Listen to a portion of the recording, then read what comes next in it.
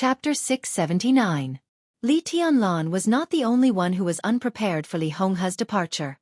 Even the entire Jianghu state was not prepared for Li Honghe's departure. When the news from Lin and spread to Yuzhou province and the entire Jianghu state became silent after an uproar. No one dared to deny Li Honghe's achievements to Jianghu state. When the Li family was glorious, he was the god of war of Jianghu state. Even when the Li family was down and out, the Li family's camp was still on the border of Jianghu state. He was one of the few old people left in Jianghu state. He had been in Jianghu state for so long that almost everyone had gotten used to it. It seemed that as long as he was in Jianghu state, no matter what situation he was in, the entire Jianghu state would be at ease. This belief was not inexplicable, and there were also examples that could prove it. More than 3 years ago, during the decisive battle in Heaven Capital, the 5 superpowers united with Annan state to invade the border of Jianghu state. The human emperor opened fire. Under the leadership of Dongqing Wudi, the Blood Battalion penetrated 800 miles into Annan state and finally conquered Tiannan, a place that was still unoccupied. At the beginning of the chaos, it was not only the Bloodbath Legion that blocked the elites of the 5 major forces and the Annan rebel army. There was also the Li family. In that battle, all the members of the Li family, who had few members left, were mobilized and defeated the elites of the 5 forces. Li Honghe had been standing on the front line of the battle without retreating. All the major groups in Jianghu state had reasons to respect Li Honghe, no matter where they stood. He had stood in Jianghu state all his life with a clear conscience. The era when Jianghu state was guarded by him was the best era. A hero is past his prime. Time is merciless. It was not that no one thought that Li Honghe would leave. But no one had ever thought that this day would come so quickly and so suddenly. As soon as he received the news, a member of the parliament of Jianghu state who was visiting Europe had already boarded the plane to return to Jianghu state overnight. All recent foreign affairs activities of Jianghu state were cancelled. The core council of Jianghu state convened overnight. Before dawn, all 29 members of the Jianghu state parliament received the news. The Special Warfare Headquarters and the Supervisory Council of Jianghu State were notified at the same time. The news was passed down to the Speaker of Parliament, the Governor, and the Director of the Special Operations Bureau of each province in Jianghu State. All the generals of Jianghu State received the news in the morning. Later, some old people who had held important positions in Jianghu State also received the news. Everyone who received the message was silently handling their work at their posts. But no one went out of the country, and no one set off for Lin'an for the time being. But the hill in West Lake in Lin, and had become the focus of Jianghu State's attention. Everyone was waiting patiently. Waiting for the end of a great piece of history. September 20th. It was the 7th day since Li Honghe had been in a coma. The news that the former guardian of Jianghu State was about to reach the end of his life finally spread out. The whole dark world was silent. Li Tianlan arrived at Lonely Mountain with Qin Wei Bai that night. Yes. Lonely Mountain. Li Honghe insisted on not going to the hospital. He used to be an expert at the peak of the invincible realm. As a martial artist, he had the clearest judgment of his body. Li Honghe was not sick. This could be said to be an injury, but it could also be said to be an extreme overdraft after years of overdrafting his life force to maintain his peak state. Under such circumstances, it was meaningless to go to the hospital. He was lying in the cabin he had built with his own hands in Lonely Mountain, facing the vast cemetery of the Li family. He slept quietly, without any sadness or joy. Li Tianlan had been staying by Li Honghe's side. For 7 days, he hardly ate or rested. Most of the time, he sat beside Li Honghe, holding his hand, motionless and silent. She was sitting next to Li Honghe, holding his hand, motionless and silent. Dongqing Rushi in Yuzhou. Tribulation in Taibai Mountain. Tribulation in Taibai Mountain. Wang Yuetong in Beihai. Li Honghe in Lin'an. More and more people were getting farther and farther away from him, even leaving forever. His life was already infinitely bright and radiant, but in his most beautiful time, in the process of his triumphant progress, perhaps such parting would happen more and more often, so often that he would feel numb and cold, but at least until now, he could not accept such parting. His heart ached. It hurt like a knife. The master of Samsara Palace, Tribulation, Dongqing Rushi, Wang Yuetong, Li Honghe. Countless people swayed in front of his eyes, fiercely attacking his heart. His will was exhausted, but he still held on. Even he didn't know how long he should hold on. Would you like to eat something? With light footsteps, Qin Weibai stepped over the simple threshold and came to Li Tianlan's side. Her soft voice was a little pleading. I made it myself. It's all your favorite food. Li Tianlan held Li Honghe's palm and put it to his mouth. In just a few days, the skin on Li Honghe's hand had become completely dry and loose. His body had completely collapsed, soft, and he could hardly feel a trace of strength. Li Tianlan looked at him quietly, shook his head, and didn't speak. Your Highness, we need to check Senior Li's condition further. You need to leave for a while. Why don't you eat something with Boss Qin? After all, your health is the first priority. An elegant and gentle voice rang out behind Li Tianlan. The voice was extremely strange. Li Tianlan turned his head blankly. In his sight, it was a young woman in her 20s who came in with Qin Weibai. She had a simple face, wore a clean and neat sterile suit, and had a quiet smile. This was not a woman who would make people feel breathtaking at first glance, but she was a woman who made people feel more comfortable the more they looked at her. Her beauty was so calm and collected, like gentle water, soft and cool, with a kind of elegance and tranquility that seemed to seep into one's bones. Li Tianlan looked at her quietly and asked, Who are you? My name is Nailan Qingyu. The woman smiled and reached out her hand, calm and composed. The Nailan family. The physician king family of Jianghu state. On the second day after Li Tianlan arrived in Lin, the Nailan family had already sent a rather luxurious medical team, led by Nailan Dongfeng, the leader of the Nailan family, the #1 doctor in Jianghu state. 8 famous doctors from the Nailan family discussed Li Honghe's physical condition day and night on Lonely Mountain. It was said that their arrival was ordered by Summer Solstice, the hostess of the Wang family of Beihai. After Li Tianlan swept Beihai, Summer Solstice's move was full of sincerity, but Li Tianlan had never talked to them in depth. In the past few days, the Nailan family had used all their methods.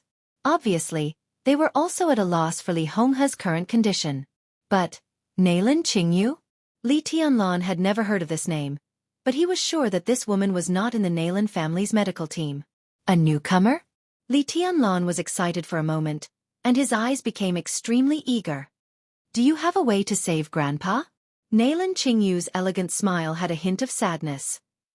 I'm afraid it will be very difficult. She said softly, I agree with my father's conclusion.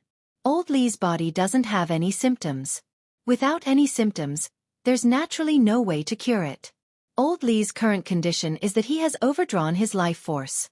For a long period of time, at least 10 years, he has been forcefully protecting his peak state by overdrawing his life force.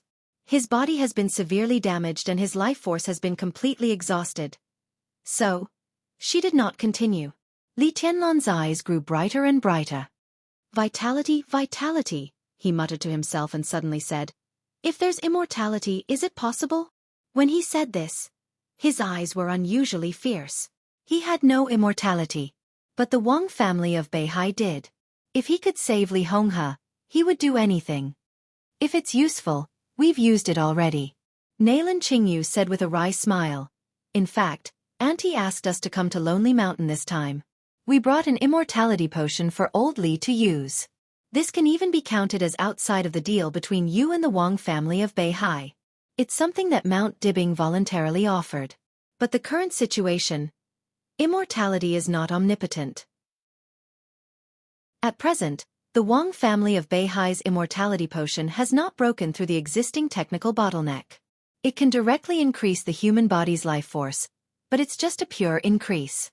Old Li's life force is almost completely exhausted now. Immortality doesn't work on him at all. Her voice was a little regretful, but she had not said some words yet. If there were a few more years, if Old Li could hold on for a few more years, maybe everything would be different. She thought of her sister, Silver Eyes, who was now a core figure of the Wang family of Beihai. Nailan Shuriying. Now Nailan Shuriying was trying her best to overcome the technical bottleneck of the immortality potion. The existing immortality potion was heaven-defying enough. It could almost ignore any injury.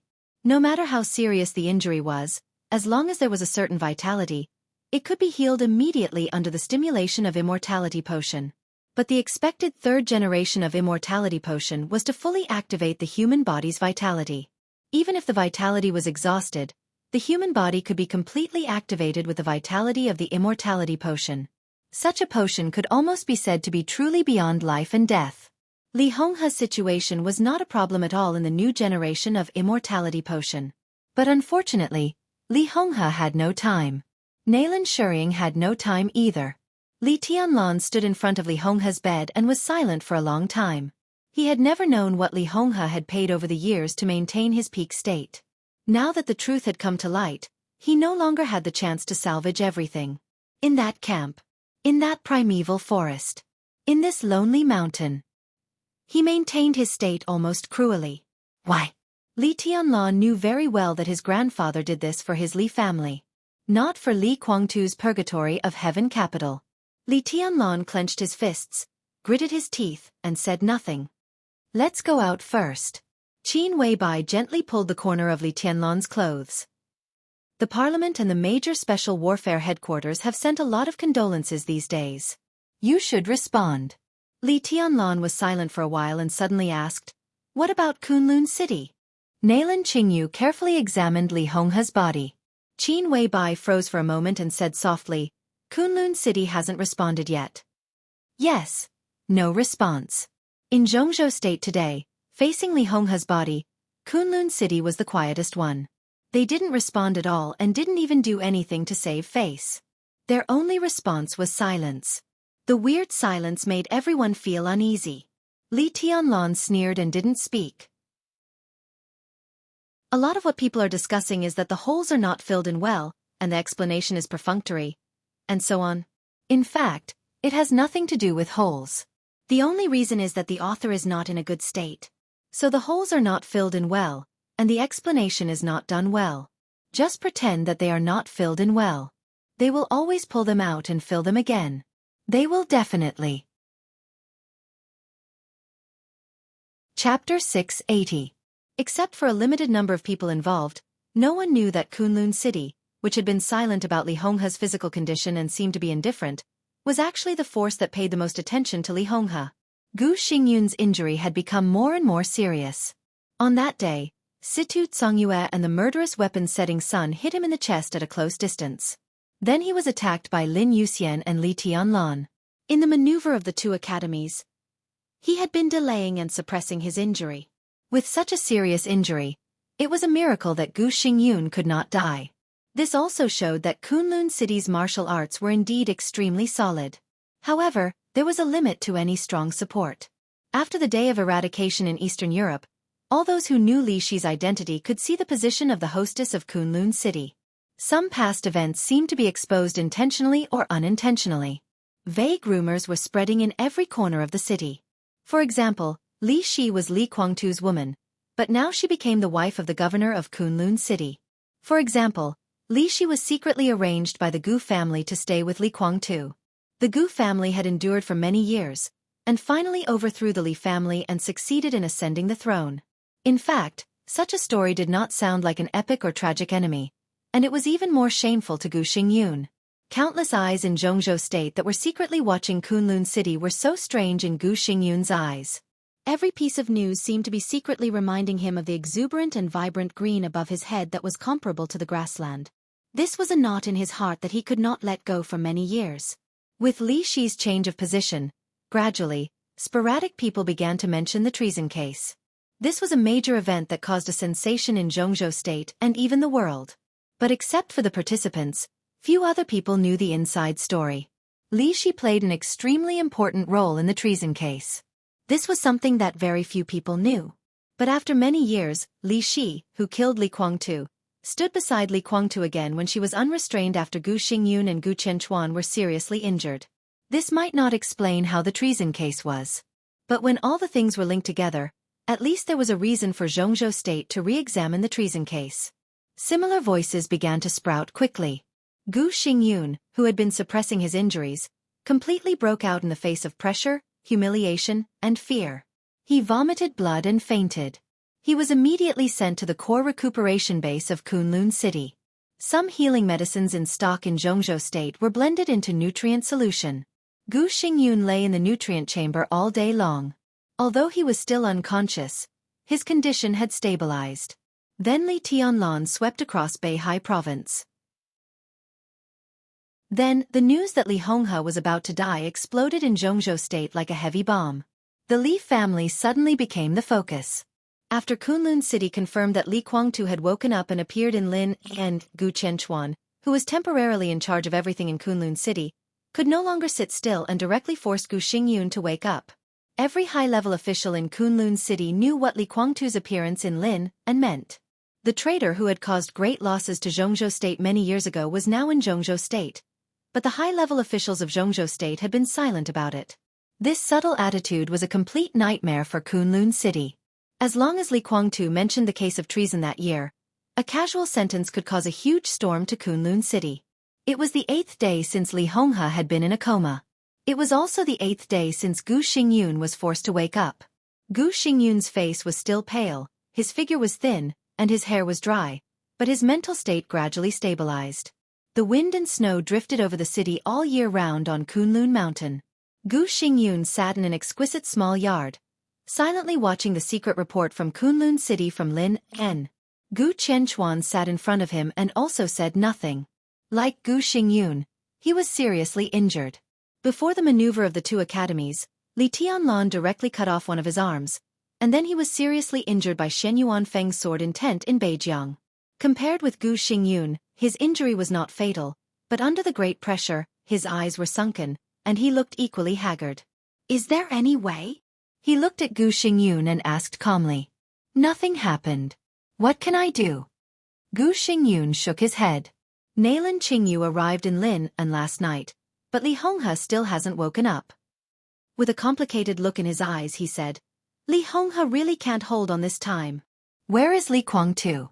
Gu Qianchuan was mentally unbalanced, and his tone was a little impatient. It was well known that Li Honghe was about to die. These days, although Li Honghe did not go to the hospital, many medical families in Jianghu state had sent elites to Lonely Mountain to express their feelings. In addition, the people of the Nalan family were still helpless about Li Honghe's current situation, which was enough to explain the problem. Gu Qianchuan paid attention to Li Guangtu instead of Li Honghe. This man was now the biggest time bomb in Kunlun City. Li Guangtu didn't say anything. Gu Xingyun said lightly. Gu Qianchuan clenched his fists and wanted to lose his temper, but he finally endured it. However, his face was extremely gloomy, and his tone became cold. Of course, he didn't say anything. He is now on Lonely Mountain. Even if he wants to say something, who can he say it to? So far, he hasn't seen any of the higher-ups. His tone was suppressed to the extreme. Finally, he could not bear it anymore. He slammed the table and stood up. Is the Zhongzhou parliament a bunch of cowards? Useless trash. Li Guangtu was a traitor, and now he was in Zhongzhou state. Why didn't they arrest him? Why didn't you kill him? Gu Xingyun looked at him as if she was looking at an idiot. Capture Li Guangtu and kill him? Even if Li Guangtu really committed treason, Li Honghe was still alive.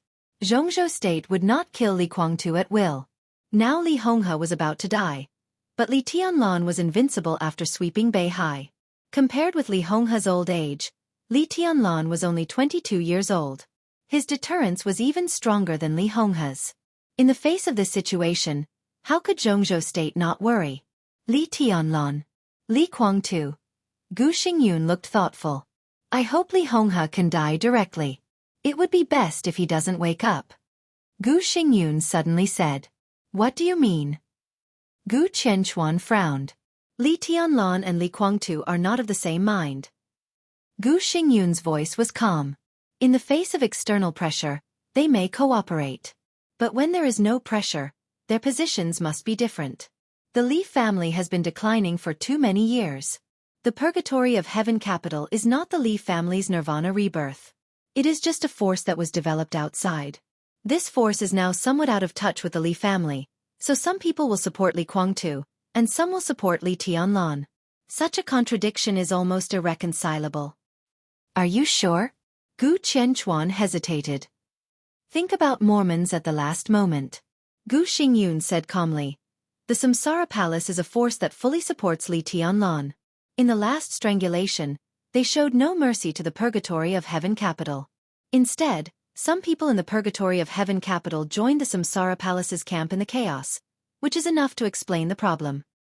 The master of Samsara Palace is a terrible woman. She treats the Purgatory of Heaven capital like this, which means that she has confirmed that the contradiction between Li Tianlan and Li Guangtu is irreconcilable.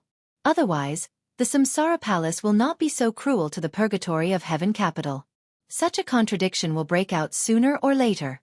If Li Honghe dies in a coma, the cracks inside the Li family will be more obvious, and the contradiction between Li Tianlan and Li Guangtu will break out faster.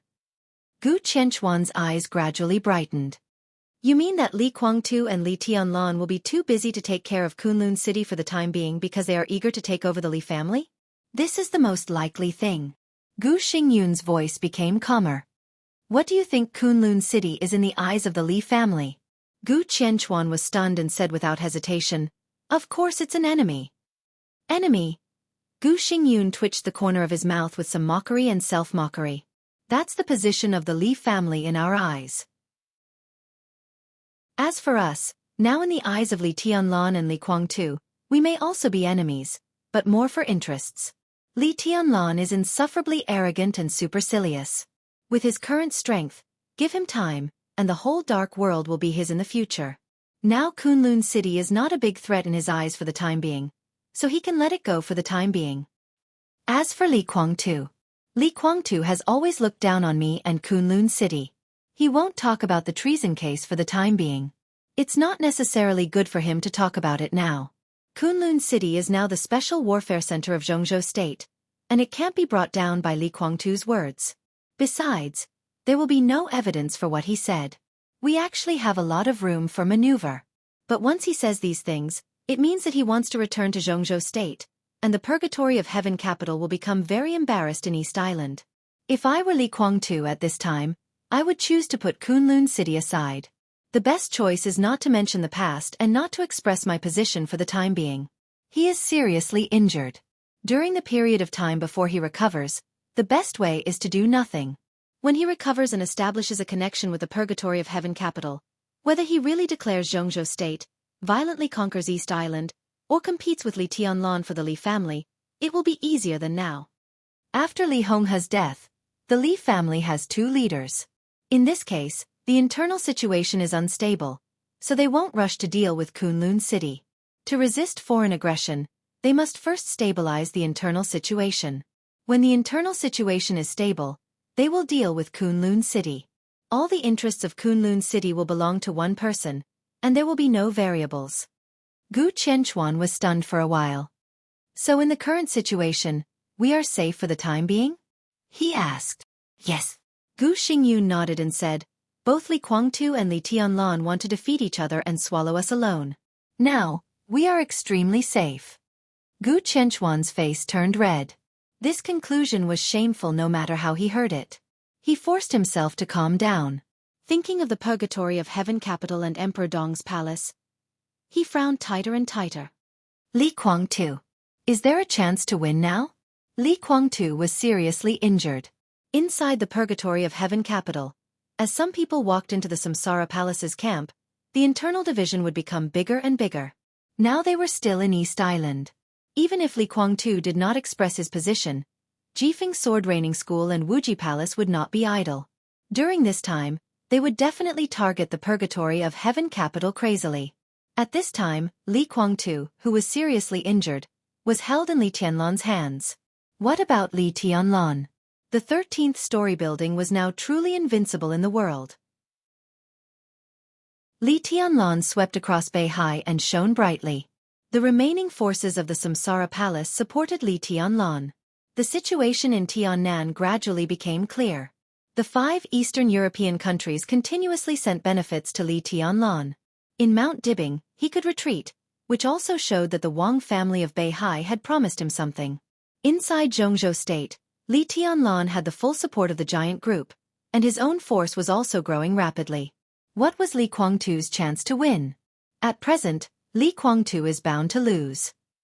Gu Xingyun said. Gu Qianquan stared into Gu Xingyun's eyes. Gu Xingyun did not avoid anything and continued, "So I'm going to help him. Shall we join forces with the Wang family of Beihai again?" Gu Qianquan asked. "No need." Gu Xingyun shook his head. "It's useless. The Wang family of Beihai is not what it used to be. It's impossible for them to join forces with us. How are you going to help him?"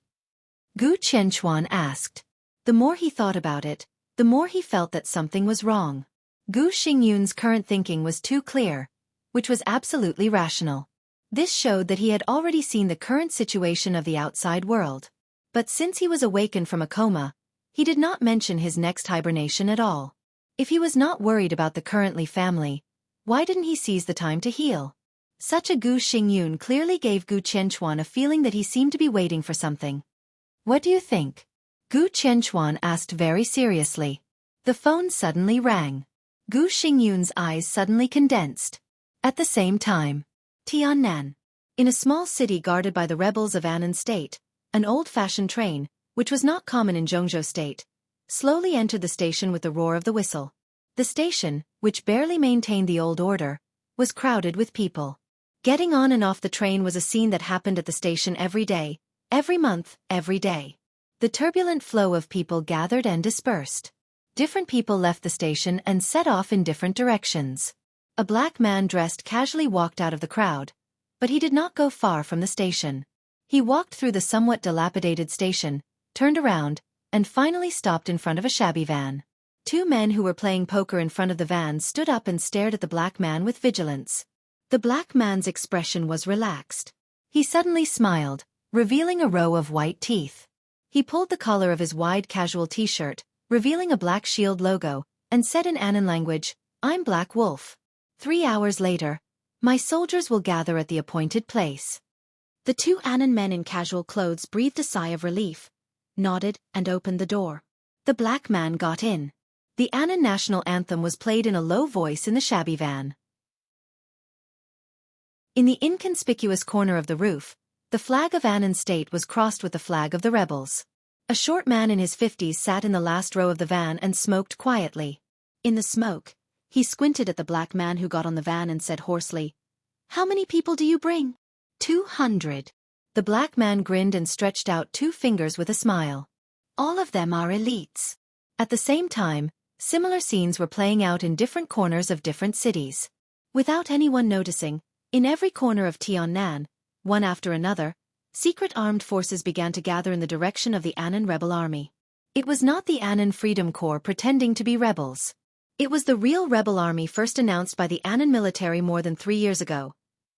Yuzhou. In a hotel near Prince Yong's mansion, in the silent environment, a photo was passed around in several people's hands.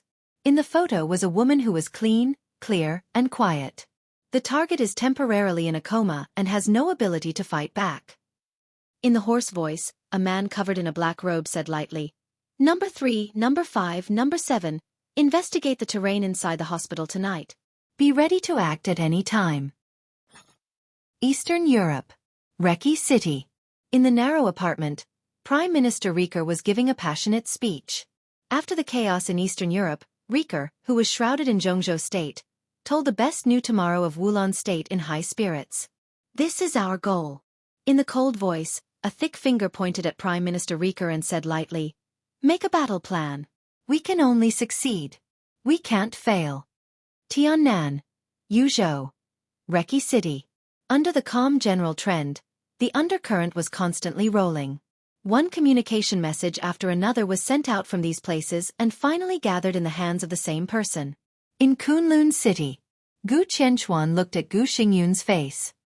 His face was still deathly pale and gloomy, but at this moment, the expression hidden behind the frailty clearly had an unfathomable feeling. Li Tianlan is not easy to deal with now. Gu Qianquan took a deep breath and said seriously, "And we can't help Li Kuangtu now." He paused. Although he didn't want to admit it, he still told the truth. Kunlun City can't give Li Kuangtu a bargaining chip to fight against Li Tianlan at present. After all, Kunlun City had been established for a short time, and its foundation was limited. After the 2 invincible realm experts, Gu Xingyun and Gu Qianquan, were seriously injured, it immediately looked extremely weak. How could such a Kunlun city help Li Kuang-tu? You're right. Gu Xingyun looked down at his mobile phone. So I'm not going to give Li Kuang-tu anything, and I can't. Then how can we help Li Kuang-tu? Gu Qianchuan asked. There are many ways to help. Gu Xingyun smiled and said in a cold voice, we can't strengthen Li Kuang-tu, but we can weaken the power in Li Tianlan's hands. Isn't that helping? He put down his mobile phone and whispered, it will be very lively next.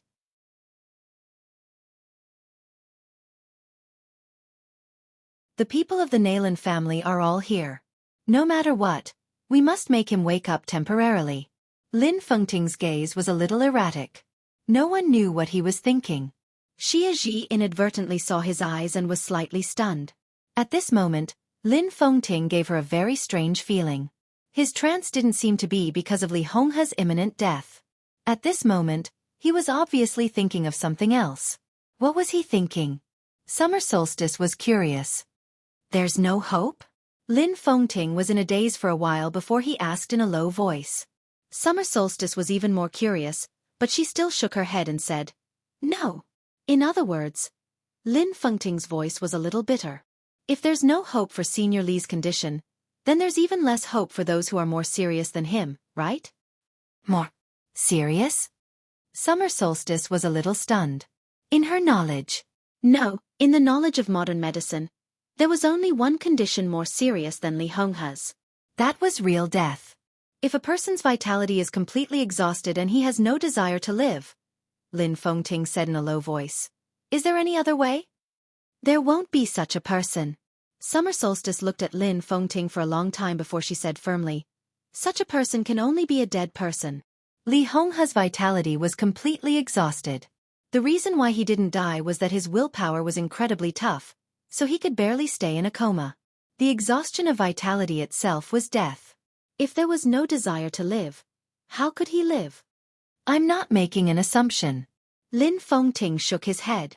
If there is such a person and he hasn't died for the time being, is there any way for the Wang family of Beihai? He looked at summer solstice with bloodshot eyes. It was not pleading or other emotions, but a kind of exhaustion that went deep into his bones. Summer solstice only felt a little incredible. She really couldn't think of how a person who had no desire to live and no vitality could live.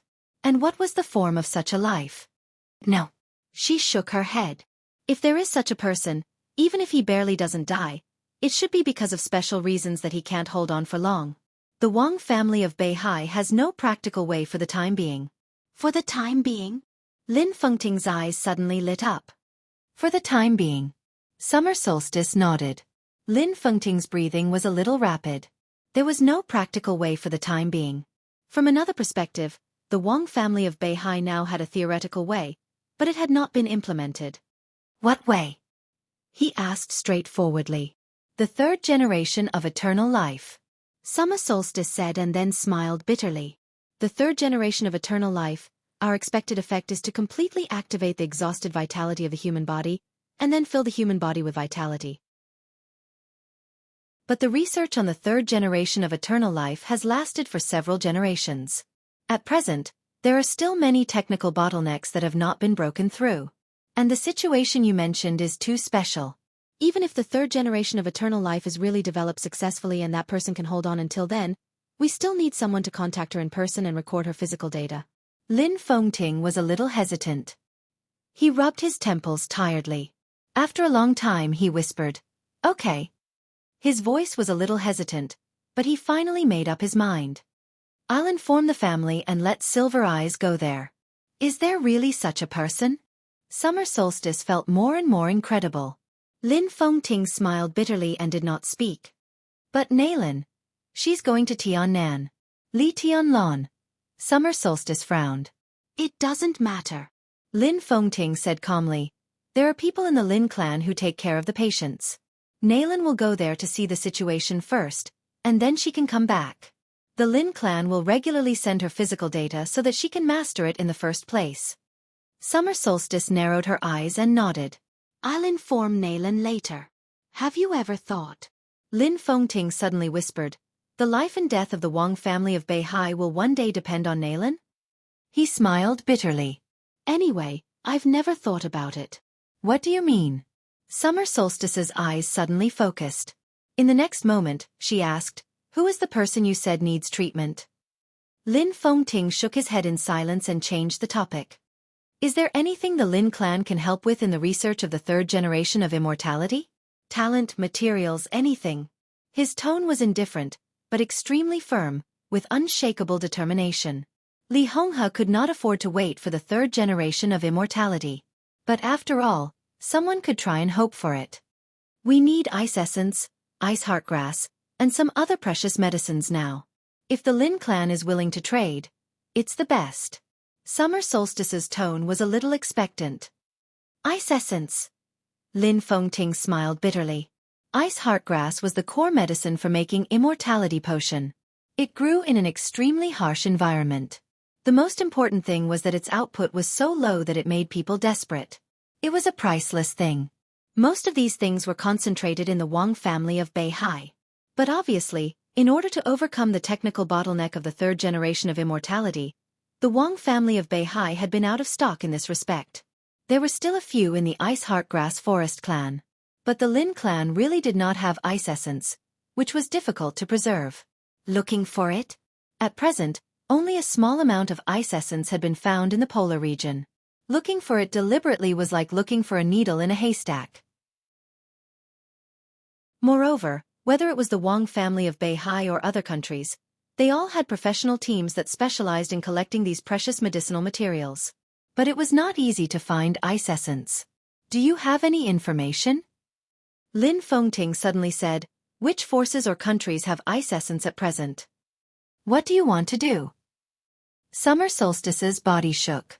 At this moment, all she saw in Lin Fengting's eyes was persistence, even madness. She took a deep breath and emphasized, you are the patriarch of the Lin clan. Lin Fengting's intention of asking this could not be clearer. What did he want to do? He wanted to rob it. I'm not anymore. Lin Fengting said faintly, I will leave the Lin clan in the near future, not set up a branch and be a free man. He smiled and joked, if you have any nice code name, you can give me one. Well, how about I call myself Sword Emperor? Summer Solstice felt a little ridiculous in her heart, but when she heard Lin Fengting's joke, she could not help but glare at him. Lin Yuxian, the first heir of the Lin clan, left the Lin clan's headquarters. Now Lin Fengting, the patriarch of the Lin clan, also wanted to leave the Lin clan's headquarters? Are you crazy? Summer Solstice asked incredulously. I want information. Lin Fengting did not say much. He was very tired. Really tired. Summer Solstice took several deep breaths and said slowly, it is difficult to perfectly preserve things like ice essence. The Wang family of Beihai is the best at this point. At present, we don't have exact information about several countries that have the ability to preserve ice essence. Oh, Lin Fengting said thoughtfully. After an unknown period of time, he suddenly asked, what code name do you think is suitable for me? Sword Emperor? Sword Saint? Sword. Summer Solstice rolled her eyes. When she was about to speak, Tang Shi, the future hostess of the Wang family of Beihai, suddenly trotted over. Summer Solstice was a little surprised and nervous. What's wrong, Shi? Yue Tong woke up. Tang Shi said with some excitement, Yue Tong just woke up. Summer Solstice was extremely surprised. Lin Fengting also stood up at the same time. Let's go and have a look. Chapter 682. Wang Yuetong recovered well.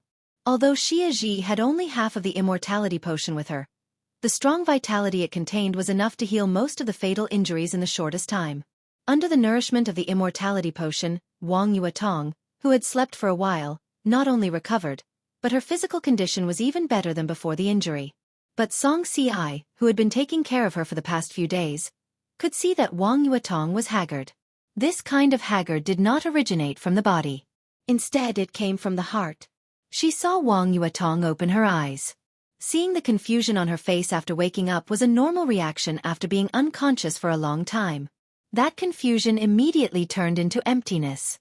Lifeless, gloomy, and disheartened. She lay on the tidy bed and stared at the ceiling in silence. Her eyes, which had lost their usual vigor, blinked for a long time. It was a true emptiness. There were no emotions or thoughts. When Tang Shi hurried over with Xia Ji and Lin Fengting, Song Xi was holding Wang Yuetong's hand and saying something. But no matter what she said, Wang Yuetong did not speak, and even the look in her eyes did not change. Aunt! Seeing Xia Ji come in, Song Xi stood up and shouted helplessly. How is it? Xia Ji's voice was very anxious. No matter how calm she usually was, she was still a mother after all. In the face of her own child, she couldn't not care. He's conscious, but he refuses to speak. Song Xi sighed softly and said, her worries are too heavy. Summer Solstice was stunned. She walked to the bed and sat down. Looking at the motionless Wang Yuetong, she whispered, Tong. Wang Yuetong did not respond.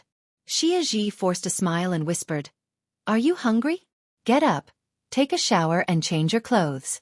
I'll personally cook some of your favorite dishes, okay? Wang Yuetong's eyes moved. She blinked her clear but dim eyes, and tears flowed down silently. Xia Ji's smile became more and more reluctant. All the emotions in her heart were blocked.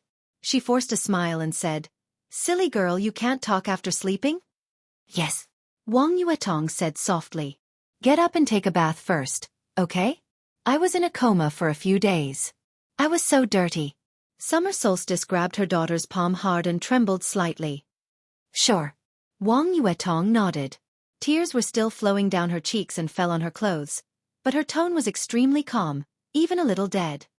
What would you like to eat? I'll do it now. You've just woken up.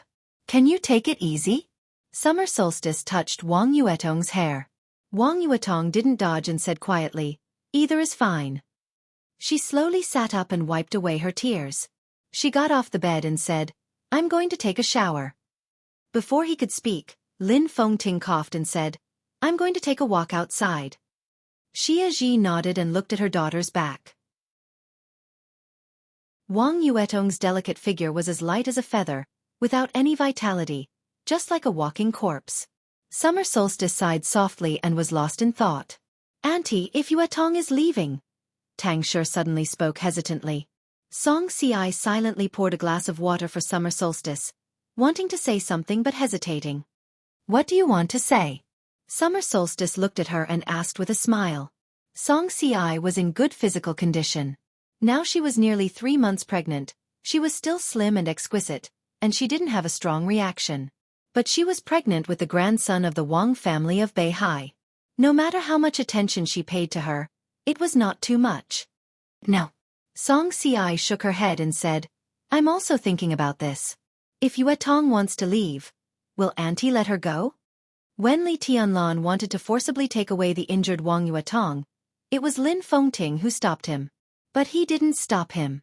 Lin Fengting just said that Wang Yuetong could temporarily recuperate in Beihai, but he completely respected her choice after she woke up. Summer Solstice had no objection to this. But now that Wang Yuetong had woken up, what should she do next? Summer Solstice was silent for a long time. She stood up and looked out of the window. It was still raining outside. Lin Fengting stood in the rain and looked into the distance. Standing in this place with many good memories for him, his figure looked a little lonely. Summer Solstice thought of the sword that Wang Yuetong stabbed into her own chest. She shook her head and whispered, there is no right or wrong choice. As long as you don't regret it, it's worth it. It was worth it. The door of the bathroom was opened. After washing up, Wang Yuetong blow-dried her hair and changed into a clean off-shoulder dress. Ma, she called out. Sister-in-law. She called out this name twice, to Tang Shi and Song Xi. During the time of taking a bath, her mood seemed to have completely calmed down and was no longer in the state of a walking corpse, but she still looked a little depressed. Ah! Summer Solstice, who was in deep thought, looked at the time and said, I forgot to cook. I'll go now. No need. Wang Yuetong shook her head, looked at the autumn rain outside the window, and whispered, I want to go out for a walk. She combed her short hair and walked to the door. Put on your clothes. Don't catch a cold. Tang Shi trotted over, took off her little coat and put it on Wang Yuetong. I'll go with you. I'll take a walk with her. Summer Solstice said, you and Song Xi also have a rest. You've worked hard these days. Tang Shi was stunned and nodded. Wang Yuetong let Tang Shi put on her coat. She didn't say anything and just walked out quietly. Lin Fengting turned to look at Wang Yuetong and waved his hand with a smile. Wang Yuetong called him uncle and then walked past him. Lin Fengting was a little confused. He looked at Summer Solstice, who was walking behind him, and followed her silently. The storm that swept Beihai had passed. The autumn rain was hazy, beating on the ruins of Mount Dibbing bit by bit.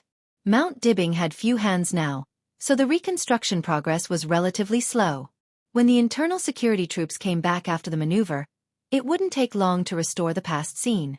Wang Yuetong walked silently, without any communication with Summer Solstice and Lin Fengting behind her. Along the broken steps, she walked up to the stage of Formidable Person and saw the silver moon inserted on the stone of Formidable Person. Under the gloomy sky, the slender body of the silver moon sword seemed to still emit a hazy silver light. The heartbreaking sword, like a drop of water, gently trembled on Wang Yuetong's chest, as if responding to the sword intent of the silver moon. Wang Yuetong didn't care about that. She looked at the names carved on the stone of Formidable Person for a long time. Below the stage of Formidable Person were the palaces of the Wang family of Beihai that had stood for hundreds of years, but now became ruins. Most of the ruins had been moved away, but a small number of them were still there. The continuous palaces in the past were gone. A large open space appeared on Mount Dibbing, cold and desolate. Wang Yuetong walked along the ruins step by step. Her footprints covered the top of the mountain, but she was always silent. Below the top of the mountain, there were still countless flowers and plants on Mount Dibbing. In the hazy autumn rain, the fragrance of flowers lingered, and it was still a magnificent scene. Wang Yuetong walked down the path and past many enemies. She went to the sea of flowers that she liked to go to when she was a child, the pavilion where she used to play hide-and-seek with Wang Xianxia and Tang Shi, and the small lake where she used to be in a daze. The autumn rain fell incessantly. She walked on Mount Dibbing for a long time, and her footprints almost covered the entire mountain. The top of the mountainside, and the foot. She had been calm, but now she was silent and solemn. She stared at every corner of Mount Dibbing and never spoke. Summer Solstice didn't speak either. She watched her daughter walk all the way down the mountain and seemed to know her daughter's decision, but she never said anything. What is Tianlon doing now? Along the smooth mountain road, when they were about to reach the foot of the mountain, Wang Yuetong suddenly asked softly. Summer Solstice cheered up and said softly, Senior Li's health is failing. It's hard for him to get through this. Li Tianlon is now accompanying him in Lin, N. Calculating the time, it's probably in these 2 days. Wang Yuetong's body stiffened for a moment, and she didn't speak. Summer Solstice took 2 steps forward and said softly, Do you want to go to Lin N? If Wang Yuetong wanted to go to Lin N, she would not object. At this time, the Wang family of Beihai would go to an important person who was inextricably linked to Li Tianlon. Wang Yuetong would show her goodwill and also represent the Wang family of Beihai to express sincerity. Wang Yuetong was the most suitable candidate. Even if Wang Yuetong stayed with Li Tianlon in the future and never came back, Summer Solstice did not intend to interfere. Wang Yuetong's sword almost left her life on Mount Dibbing. It was not the half of immortality potion that saved her, but Li Tianlon. If this was Wang Yuetong's final choice, Summer Solstice did not intend to stop her. This was her daughter's own choice. As long as it was worth it. Lin N? Wang Yuetong was silent for a moment and asked, Why should I go to Lin N? Summer Solstice was a little stunned. She seemed to have not expected Wang Yuetong's question at all. She was stunned for a moment and then said softly, Li Tianlon. Li Tianlon, Wang Yuetong laughed. Her voice was pure and without any emotion. He is an enemy of the Wang family of Beihai. He killed so many people on Mount Dibbing. Now his relatives are dying. Isn't it a good thing for Beihai? Why should I go? Lin Fengting frowned and took a deep look at Wang Yuetong. He suddenly said, You mean, I have nothing to do with him? Wang Yuetong said quietly. At this moment, she was calmer than ever. The decision she made was also firmer than ever. It didn't matter. He killed so many people on Mount Dibbing. She stabbed him with the sword. In the wind and rain that night, when her long sword stabbed her chest resolutely, everything before had passed. She had already died once that night. What she owed Li Tianlon, she had paid it all. She couldn't pay it off, Wang Yuetong's eyes were a little dazed. She suddenly thought of what he said when they met and left for the first time. Then I'll owe you. Wang Yuetong smiled. She didn't need Li Tianlan to be responsible for her future life. She didn't need to be responsible for Li Tianlan anymore. Heavenly sons, mediocre people, success or failure. It had nothing to do with her. Lin Fengting frowned tightly. In the face of this unexpected answer, he suddenly did not know what to say. Summer Solstice showed a smile. She smiled with relief. Tong, welcome home.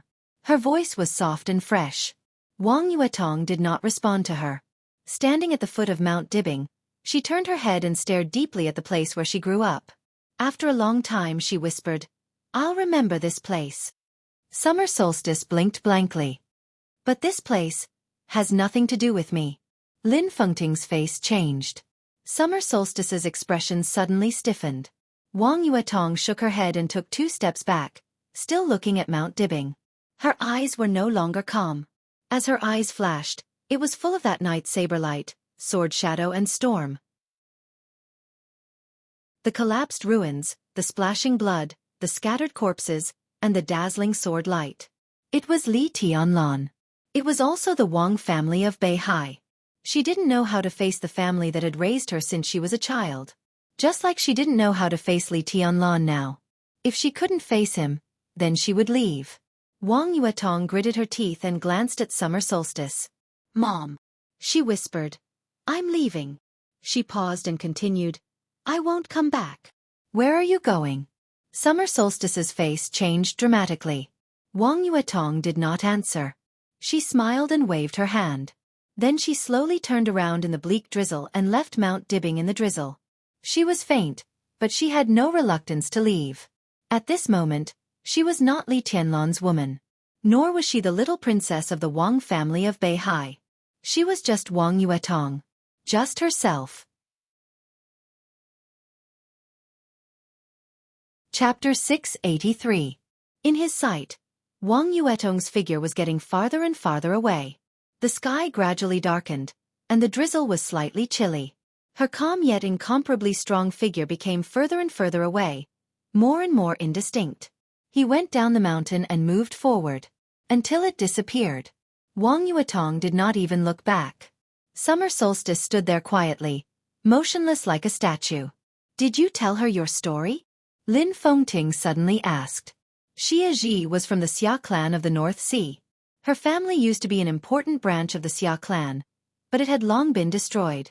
The destruction of the Xia family was directly related to the old patriarch of the Wang family of Beihai. But in the end, Summer Solstice still married Wang Tianzong willingly, regardless of everything. This was a story that many people knew. However, very few people knew the reason behind it. Not even Lin Fengting.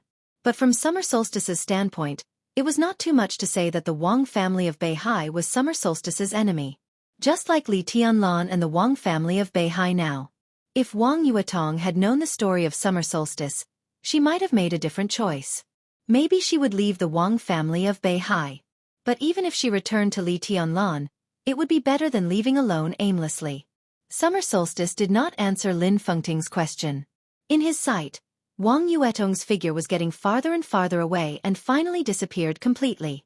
Summer Solstice's eyes turned red and she took out her mobile phone. She watched as her daughter walked further and further away, wanting to forcefully pull her back countless times. She could not be Li Tianlan's daughter. As long as she came back, she would still be the little princess of the Wang family of Beihai. Either way was fine. However, the sword light from that night kept flashing in her mind. The sword light pierced Li Tianlan's chest. It pierced Wang Yuetong's chest. Conflict, despair, helplessness, heart-wrenching. All the emotions seemed to be contained in the sword light. Therefore, Xianxia did not stop her until she was far away. Because Wang Yuetong left peacefully. There was no reluctance or concern, nor was there any conflict or reluctance. That was true peace. She had completely let go of everything and only had her own freedom. Maybe this is for the best. Summer Solstice said softly, as if she was talking to herself or telling Lin Fengting. She picked up her phone and began to dial, but her eyes were still looking in the direction where Wang Yuetong had disappeared. In that calmness, She could see Wang Yuetong's calmness. She had truly let go of Li Tianlan and the Wang family of Beihai. If this was the ending she chose and believed in, Xia could only choose to bless her.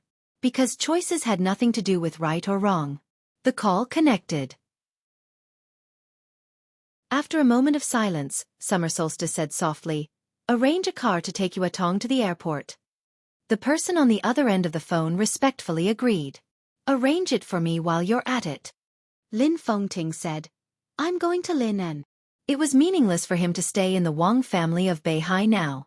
If Li Honghe died in the near future, Lin Fengting also wanted to see him for the last time. Xia glanced at him and nodded expressionlessly. "Tomorrow." "What?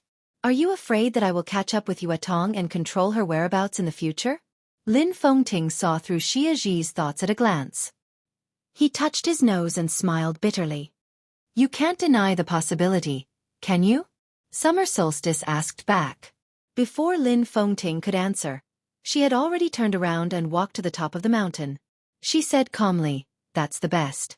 Beihai won't look for her in the future, and I don't want Li Tianlan to find her either." Her future. Summer Solstice paused and whispered, "Will she be very happy?" Lin Fengting did not answer. He could not define happiness, and he could not see the future of Wang Yuetong after she left Mount Dibing. Hiding her identity and looking for an ordinary man who might not love her but loved her very much for the rest of her life? Finding a job? Simple, 9 to 5? Or, Lin Fengting thought of many possibilities, but finally shook his head. He was not sure whether Wang Yuetong would be happy in the future, but he agreed with Summer Solstice's point of view. Such a result might be the best for her. The Wang family of Beihai would eventually stabilize its position, and Emperor Dong's palace would continue to expand. The seeds of hatred had been planted. A weak woman was sandwiched between two superpowers. She could not bear the weight at all. The huge pressure would completely tear her apart, body and soul. It was best to leave. It was best to let it go. A black car with a broken roof went down the mountain road, past Summer Solstice and Lin Fengting, and finally caught up with Wang Yuetong, who was walking alone in silence. "Little princess." The car stopped beside Wang Yuetong. The driver got off immediately and said respectfully, "Madam asked me to take you to the airport." Wang Yuetong was stunned. The wind and rain with the feeling of autumn fell endlessly. She subconsciously tightened the small coat that belonged to Tang Shi, nodded silently, and sat in the car. The car started slowly and kept moving forward. Wang Yuetong opened the window and looked at the grass and trees outside the window. Hao Palace, Jianghu City, Mount Dibing, Beihai Province. Firmament and the sea. She remembered it in her heart. What she needed to remember was the past. It was all over. Wang Yuetong closed the window and her eyes. At the moment when the window was closed, a black Mercedes-Benz passed by Wang Yuetong's car, ran in the opposite direction, and finally went away. From that day on, the little princess of the Wang family of Beihai, who had been surrounded by countless halos, completely disappeared from the vision of the dark world. The car slowly went east. The black Mercedes-Benz went west. The west was the direction of Mount Dibing. In the back seat of the Mercedes-Benz, Wang Xianxia, who had just returned from Eastern Europe, opened his eyes. It was Firmament who drove him. The elites of the Wang family of Beihai, who had been brought to Eastern Europe by him, and the elites who had been secretly loyal to him, were all left in Eastern Europe by Wang Xiaoyao. Wang Xianxiao had fought for it. But Wang Xiaoyao's attitude was unprecedentedly tough. He let Wang Xianxiao leave Eastern Europe. But he only allowed Wang Xianxiao to take Firmament away. Wang Xianxiao glanced at Firmament and rubbed his forehead. The reason why he let him take Firmament away was not because second uncle didn't want to keep him, but because he felt that he couldn't control Firmament, right? Wang Xianxiao laughed at himself. So, Firmament was worthy of his trust? Young master, do we need to inform madam? Firmament glanced at Wang Xianxiao in the rearview mirror and asked. No need. Wang Xianxiao shook his head. It's just going home. There's no need to hold a welcome ceremony.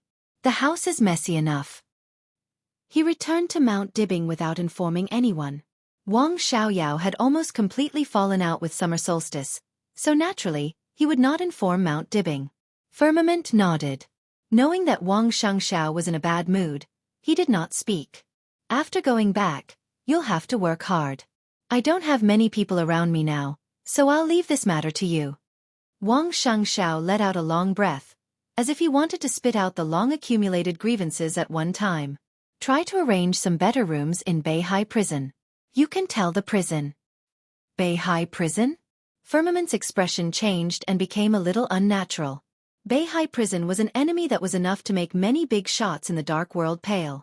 The desert prison in Jianghu State was known as the most heavily guarded prison in the world, but that was not including Beihai.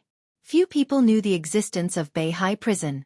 Strictly speaking, Beihai Prison was the most heavily guarded, expensive, and desperate prison in the world. No matter how cruel the desert prison was, it was still on the surface. And Beihai Prison was built in the deep sea. Except for a few people, no one knew the specific coordinates of Beihai Prison. Even if they knew, there was nothing they could do. The prison was built in the deep sea with a depth of nearly 500 meters, and it never saw the sun all year round. For the prisoners on the opposite side, even if they were at the peak of the invincible realm, they could only wait for death if they were locked up in it. The idea of breaking out of the prison did not exist at all. The North Sea prison was very small, and there were very few prisoners that could be locked up. The entire prison was made of a special metal that was a fusion of a variety of alloys. Even with their incredibly sturdy alloys, they still had to deal with the immense pressure of being several hundred meters deep in the ocean, as well as the constant patrols and firepower from the North Sea Legion's navy. This was the most despairing cage they could possibly be trapped in. Firmament wanted to say something but stopped on second thought. He really wanted to ask Wang Xianxia who he wanted to put in Beihai Prison. Wang Xianxiao's tone was extremely calm. Wang Xianxiao's voice was extremely calm. Wang Xianxiao's tone was extremely calm. Brother Jiang? Beihai Prison. Firmament's hand that was driving suddenly trembled, and he did not dare to speak. Wang Xianxiao also fell silent. After a long time, he suddenly smiled and said, "Before Li Tianlan went up the mountain, Brother Jiang called me." Firmament gave a vague hum, and his voice was a little complicated. He transferred most of his forces and chose to face Li Tianlan alone. It seemed that he wanted to humiliate the Wang family of Beihai, but in fact, he wanted to preserve the strength of the Wang family of Beihai and humiliate himself. Wang Xianxia whispered, "At that time, I was naive enough to think that everything could be turned around, but now," he smiled bitterly and said, "Maybe at that time, Brother Jiang had already thought about his ending?" The 7 major sword-holding families suffered heavy losses. The Wang family of Beihai suffered heavy losses. The front steps of the stage of Formidable Person were broken. The silver moon sword was still stuck in the stone of Formidable Person. The actual loss and the mental humiliation. During the days when Li Tianlan left Beihai, all the dissatisfaction of Beihai fell on Jiang. Within the Wang family of Beihai, the sword-holding families, the wealthy families, and even the ordinary people all cursed. Jiang's reputation in the Wang family of Beihai instantly fell to the bottom. Especially what Li Tianlan said to him after defeating Jiang. No one heard those words. But everyone saw that scene. What was the result? Jiang was still saying that Li Tianlan didn't say anything at that time. The superpowers of Beihai had been suspicious of Jiang to the peak.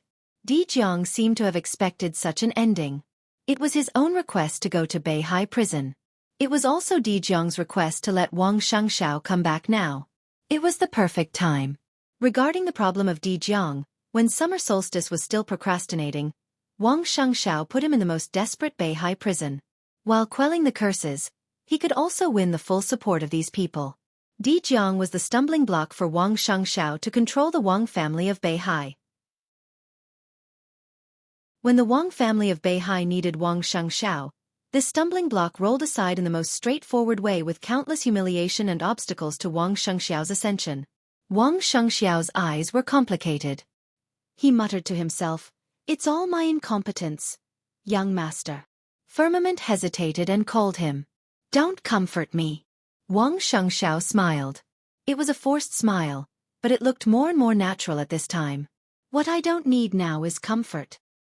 He looked out of the window and murmured, "If I wasn't incompetent, if I had the strength like Li Tianlan, I might have been able to help my father in Eastern Europe. Second uncle wouldn't have been so fierce. Brother Jiang wouldn't have been sent to Beihai Prison by myself. If I had the strength like Li Tianlan, All of this might not have happened. Firmament clenched his teeth tightly and remained silent.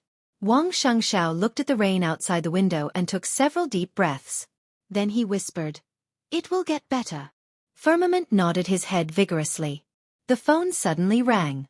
Xianxia took out his mobile phone and looked at the number. He picked it up with a smile and said hello. "Xianxia." On the phone, Song Si's voice sounded. "Yuetong left Mount Dibbing not long ago. She said she wouldn't come back, but she wouldn't go to Li Tianlan either." Xianxia suddenly turned back and looked at the black car that had passed by him not long ago. The car had gone far away. There was only wind and rain in his sight. Xianxia's eyes were complicated.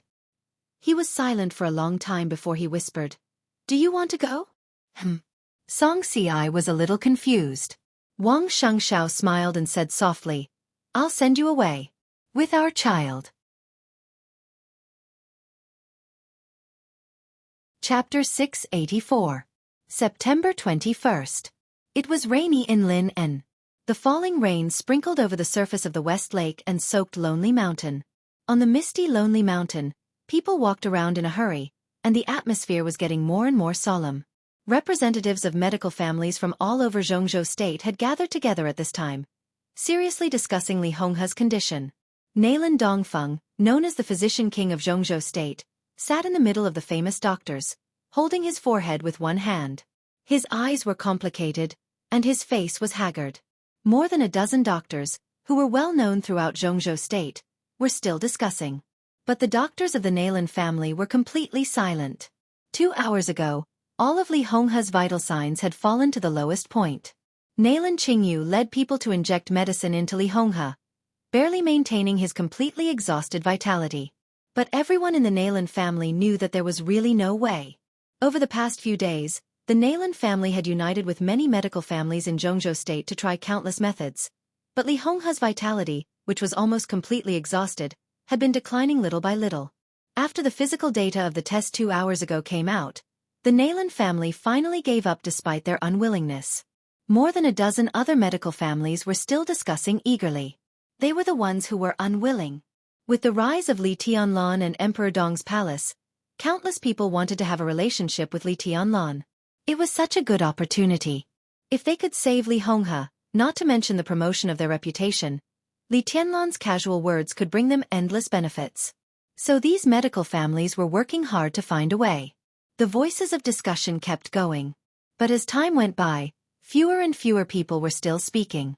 These famous doctors in Jianghu State were the most silent. Nailan Dongfeng raised his head and glanced at his peers around him. He sighed and said softly, "Everyone, I can't do anything about Senior Li's illness. If you still have a way, don't be stingy at this time." No one spoke. Everyone's face was extremely gloomy. Nailan Dongfeng waited for a while, nodded, and said softly, "Since everyone has reached a consensus," he stood up and said, "I'll inform His Highness Li Tianlan." Still no one spoke. If there was really a way to cure Li Honghe, everyone wanted to announce the news in front of Li Tianlan in person. But now they were announcing Li Honghe's ending. Only a fool would do such a thing. Nailan Dongfeng stood up and walked out of the hut. He originally wanted to find Li Honghe, but when he glanced around, he inadvertently saw a wheelchair not far away. In the wheelchair sat a middle-aged man who had been silent for many days. A beautiful woman with an extremely cold and arrogant temperament was carefully squatting beside the wheelchair. Li Guangtu. Nailan Dongfeng hesitated and slowly walked over. Phoenix, who was crouching beside Li Guangtu, stood up and nodded to Nailan Dongfeng. Nailan Dongfeng didn't mind. He forced a smile and said softly, "Your Highness." Li Guangtu grunted lightly, his voice short and indifferent. He looked at the rippling surface of the lake not far away, his face expressionless. It was the 8th day since he came here.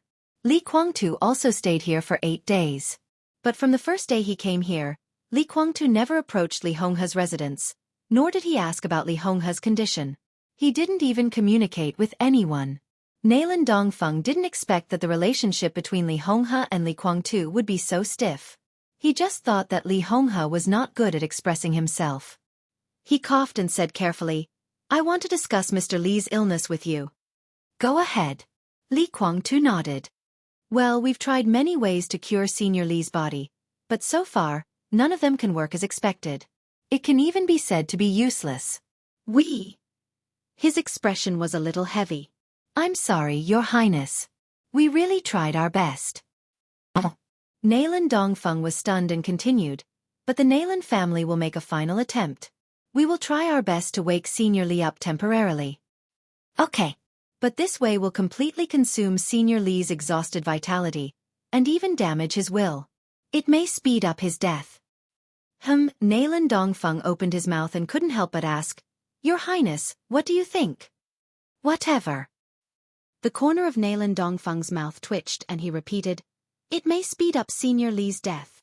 It doesn't matter.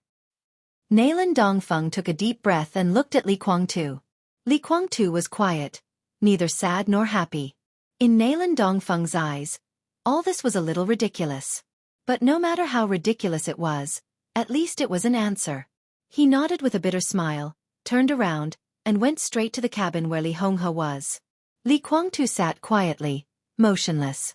Wisps of almost imperceptible sword chi were roaming around his body. He looked at the lake not far away, and his eyes became calmer. The Purgatory of Heaven capital had appeared in the dark world for more than 3 years. But deity rarely took action. So until today, no one still understood the real unique skill of the Purgatory of Heaven capital. The Immortality Seal. Even Li Honghe didn't know much about this unique skill that was separated from the 24 moves of sword. Li Guangtu struggled to survive when he was infinitely close to death. He started from scratch when his foundation was completely ruined, and finally stepped into the peak of the Invincible Realm again. He broke through the peak of the Invincible Realm in Eastern Europe. All this depended on the Immortality Seal. This unique skill might not be as fierce as the pure 24 moves of sword, nor as extreme as the 6 paths of reincarnation. But in terms of reshaping the foundation, it was truly the #1 martial arts in the dark world. He returned from Eastern Europe with serious injuries, and then went to Lin En. When he felt the first sword energy in his body. This chapter is not over. Please turn the page. Li Guangtu's heart completely settled down. He firmly believed that he could recover. What he needed now was time. Thus, he spent all his time silently recovering from his injuries. Your Highness. Phoenix stood behind Li Guangtu and gently massaged his shoulders. She said softly, Go and see Senior Li. These days, Senior Li has been in poor health. This time, I'm afraid. She hesitated and didn't say anything. You've brought this upon yourself. Li Guangtu shook his head, and his tone was indifferent to the extreme. The sword energy jumped slightly on his body. He closed his eyes and whispered, Look at that cemetery. That cemetery was now the most conspicuous enemy of Lonely Mountain. Thousands of tombstones looked dead and desolate under the gloomy sky. About 1/3 of the tombstones in that cemetery are fake. Li Guangtu said slowly, but 2/3 of the tombstones are real. They are the blood of the Li family over the years. Among these people, no one's realm is lower than the peak of the fire-flaming realm. These are the backbone of the Li family in those days. Li Guangtu said indifferently, if he hadn't been overcautious and kept the so-called friendship with the Wang family of Beihai, the Li family doesn't have to pay these prices. Everyone thinks that the decline of the Li family is my fault.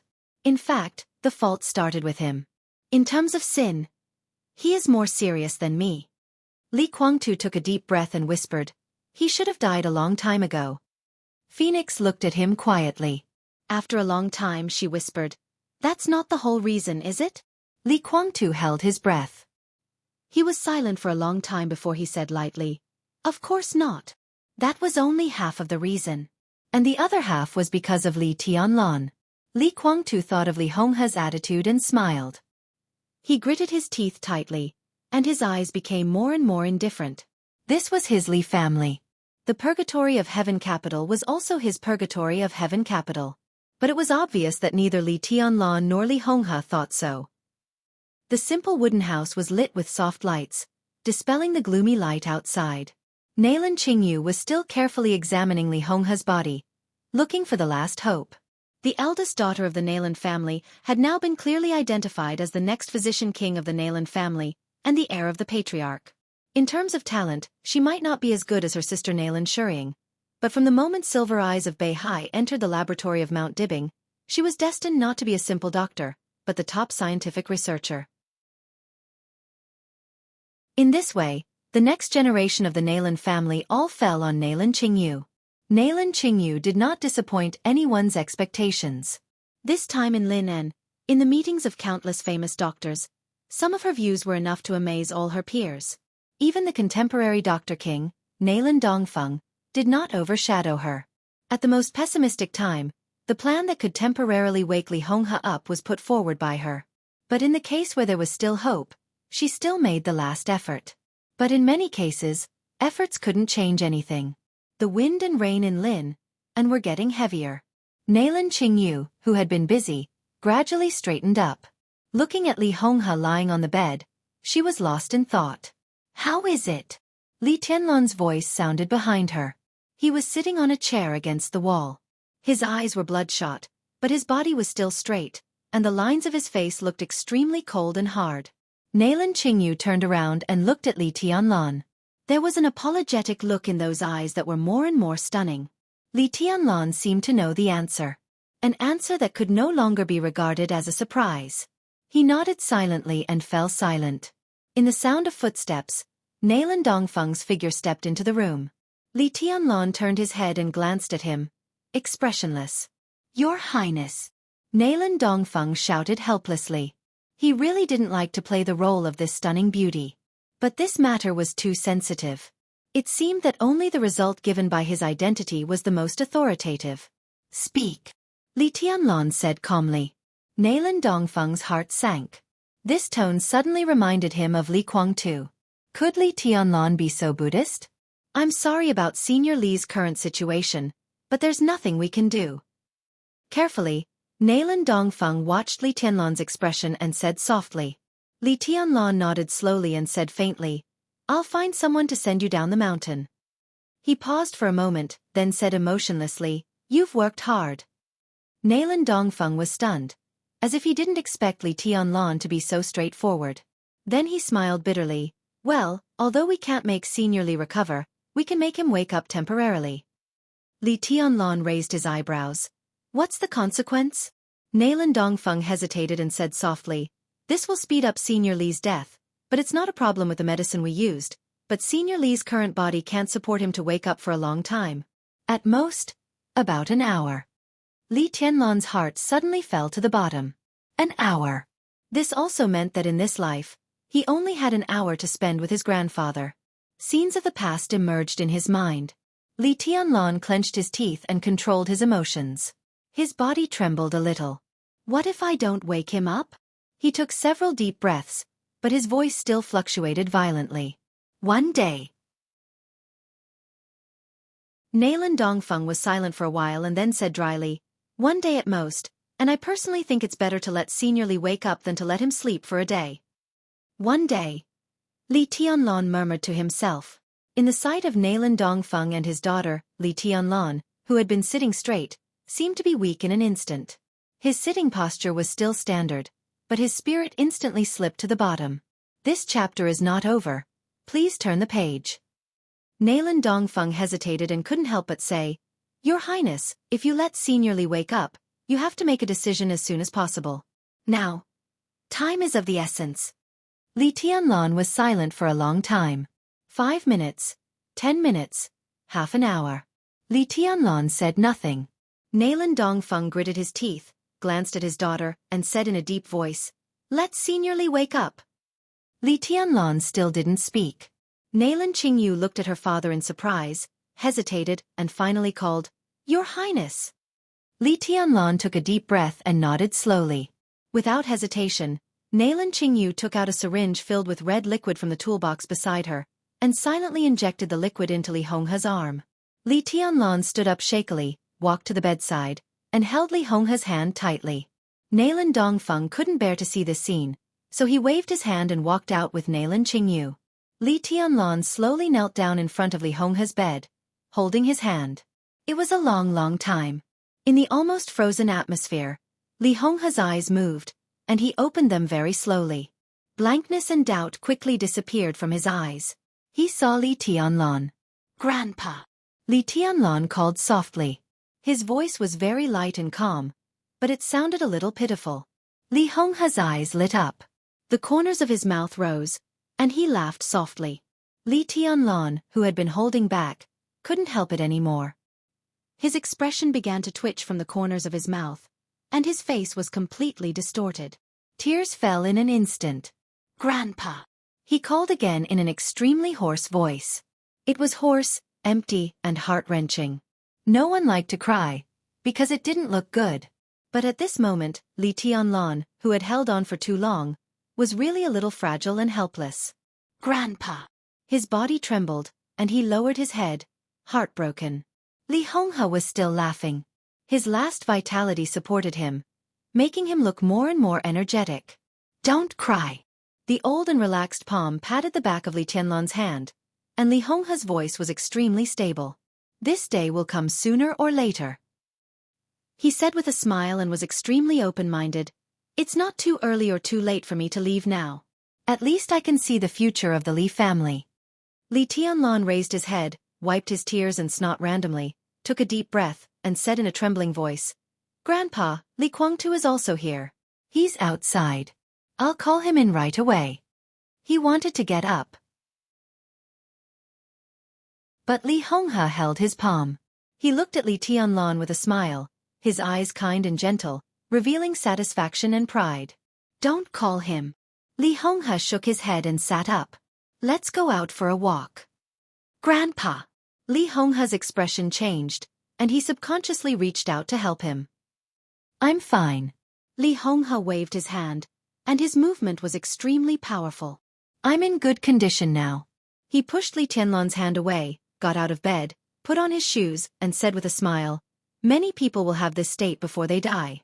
It's called the final radiance of the setting sun. Today I know that it's true." He stood up straight, stretched, and said with a smile, "It feels good."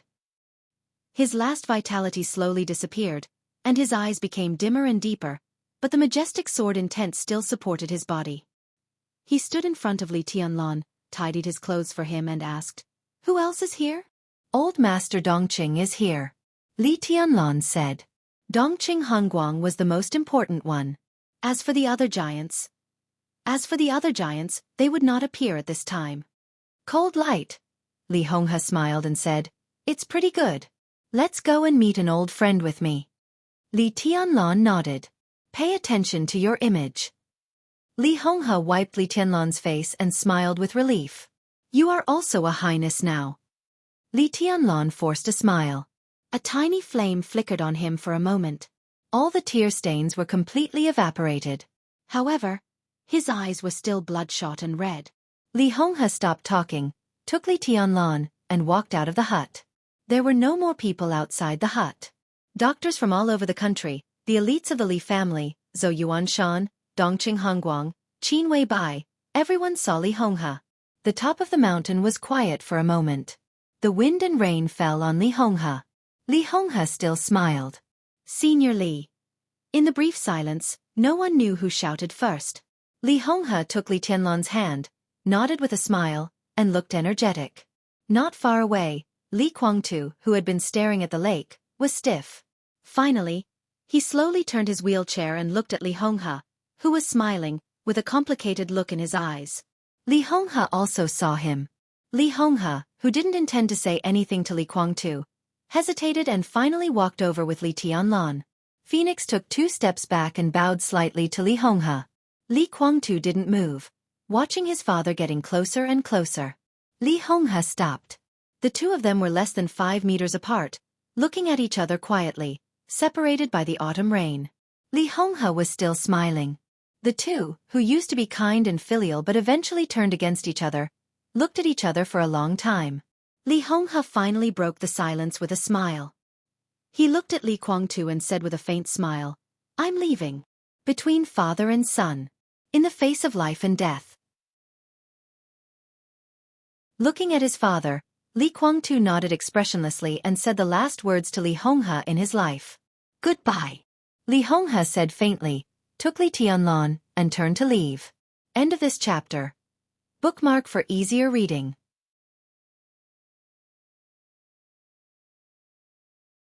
Chapter 685. There was no confrontation, no quarrel, no memory. At the border of life and death, the father and son looked at each other for the last time. This was their final farewell. Faint, like the autumn wind. Li Tianlan no longer looked at Li Guangtu. He held Li Honghe and walked aside. The hazy rain seemed to cut every inch of space in Lonely Mountain. Li Guangtu sat in the wheelchair and looked at Li Honghe's back motionlessly.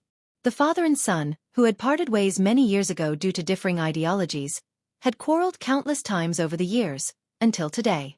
Farewell. The old man was about to enter heaven. And he had long since entered hell. Were there any grudges between them? Li Guangtu did not know. None of this mattered anymore. He looked at Li Honghe's back. The figure who had been extremely tall and resolute in his life had become as thin as a stick, stooped and weak. Li Guangtu's eyes flickered, and his eyes were full of the past. Everything seemed to have come to an end today. Goodbye. Never again. Li Guangtu took a deep breath and remained silent for a long time before saying, "Let daybreak come." Phoenix, who was standing beside him, nodded and said softly, "All right." Li Honghe's pace was steady, and his breathing was steady. His condition seemed to be getting better. At the last moment of his life, his smile never stopped. He smiled and greeted everyone who passed by, and finally sat on a blue stone on the edge of Lonely Mountain. "Do you remember this place?" Li Honghe gasped and asked with a smile. Li Tianlan stood beside Li Honghe and nodded silently. Wang Tianzong and Gu Xingyun once joined forces to attack Lonely Mountain. Compared with 3 years ago, Lonely Mountain was actually not the same mountain, but it was the same place after all. The newly built Lonely Mountain still retained this huge bluestone, which was one of the few things that did not turn into powder under Wang Tianzong's sword energy. Li Tianlan remembered this place, this position, and this bluestone facing the West Lake. More than 3 years ago on this bluestone, he carried the dragon vein and stood beside Great Master Wu Wei, quietly watching the metaphysics grandmaster of Jianghu State turn into a wisp of smoke with the wind. It was like a reincarnation. 3 years ago, he saw Great Master Wu Wei off here. Now, he was going to send his grandfather off here. This is the Wu Wei path's enemy. Li Honghe whispered. Not bad. Li Tianlan did not speak. Li Honghe sat on the bluestone, facing the wind and rain, looking at the rippling West Lake and the rain in front of him, and said lightly, "Do you have anything to ask me?" Li Tianlan looked at Li Honghe. His essence, qi, and spirit became more and more vigorous, but his entire person seemed to become older. When he spoke, he did not look at Li Tianlan, but only at West Lake. Li Tianlan stood in front of him, and he could vaguely see the hesitation and guilt in his eyes. "No." Li Tianlan suddenly smiled. "No." Li Honghe also laughed. "You know the truth of the purgatory of heaven capital. You know Li Guangtu. You know that he is not your father. Do you really have nothing to ask me? For example, who Dongqing Huangtu is, your background, your parents, and many other things. Don't you want me to explain them to you?" Dongqing Huangtu. It was the first time Li Tianlan had heard this name from someone other than Qin Weibai. Li Tianlan was silent for a long time. Li Honghe's eyes were in a trance. With Li Tianlan's silence, he became a little nervous and helpless. "No." Li Tianlan finally shook his head, very calmly, very slowly, and very resolutely. "Why not?" Li Honghe looked at Li Tianlan, his eyes fluctuating. "Is none of this important to you?" "It's very important." Li Tianlan looked at the old man with a smile and whispered, "But it's not as important as you." He didn't know how much of the past that the Li family could not let go of was hidden in his background. It might be difficult to talk about it, or it might be involuntary, or something else. These were all important. But more importantly, Li Tianlan felt Li Honghe's guilt, nervousness, and uneasiness. Li Tianlan suddenly didn't want to know the so-called truth, at least not now. In Li Honghe's last time, he just wanted him to go with peace of mind. "The most important thing is that you are my grandfather." Li Tianlan whispered. "That's enough." "Ha!" Li Honghe's eyes fluctuated violently. He opened his mouth, but for a moment, he couldn't say anything. "Grandpa, you don't owe me anything." Li Tianlan also sat down on the bluestone and looked into the distance. "Maybe I owed you at the beginning, but over the years, you've already made up for what should be made up for. The Li family doesn't owe me anything. You and the Li family have given me everything you can, which is worthy of what I've suffered. He looked into Li Honghe's eyes and whispered, so if you really want to leave today, please rest assured that the Li family will have me in the future. No matter what, you are my grandfather, the best grandfather. So when you get up there, take a good look. The Li family I've given you, the best Li family. Li Honghe held Li Tianlan's hand tightly. This chapter is not over. Please turn the page. His arm trembled slightly because of the effort. Looking at Li Tianlan, he opened his mouth several times, but finally smiled, nodded and said, "Okay. Tell me what happened to you in Beihai." Li Honghe whispered, "I want to hear it." Li Tianlan was silent for a moment and shook his head. "There's nothing to say. I've done what I should do, and I've got what I should get." He paused, thought of the bleak sword light, and muttered to himself, "I've lost what I should lose." He raised his palm, and the sword light bloomed quietly. The 13th floor appeared beside Li Tianlan. Famous swords appeared in Li Honghe's eyes one after another, all of which he was most familiar with. Autumn water, colored glass, star dome, amber. Except for the broken world and tide, all the famous swords of the Wang family of Beihai were in the 13th floor at this time. There were only 3 famous swords that really belonged to the sword formation of the 13th floor. Shenyuan's sword, aquamarine sword, and twilight sword. The 3 delicate small swords rotated slightly around Li Tianlan, dexterous and docile. Li Honghe watched this scene quietly and whispered, "Heh, human emperor." He shook his head. This incredible sword formation has never been seen before. Li Tianlan narrowed his eyes and looked at Shenyuan's sword. "Is it really the human emperor?" "Yes and no." Li Honghe shook his head. "It can be regarded as the human emperor, or not. But it has nothing to do with the human emperor of the Wang family of Beihai, at least not now." Such a sword formation, such a sword? Li Honghe was silent for a moment and whispered, "This can no longer be regarded as simple swordsmanship and martial arts. The combination of the peak sword intent, the strongest fate, the perfect materials, the strong killing intent, and countless conditions leads to such a sword formation. It has life, thoughts, and emotions." He looked at Li Tianlan and sighed. "You left the other swords in Beihai. I think you discovered the secret of this sword formation. So you want to use those swords to absorb the fate of the Wang family of Beihai?" Li Tianlan did not answer. Li Honghe seemed to want to say something more, but in the end, he did not. He turned his head and looked around. Not far away, Qin Weibai, who was dressed in plain clothes but still looked like a beautiful scenery, stood there and looked at Li Tianlan tenderly. Li Honghe suddenly smiled and waved at Qin Weibai. Qin Weibai hesitated and walked over slowly. She looked at Li Honghe with calm eyes. "Thank you."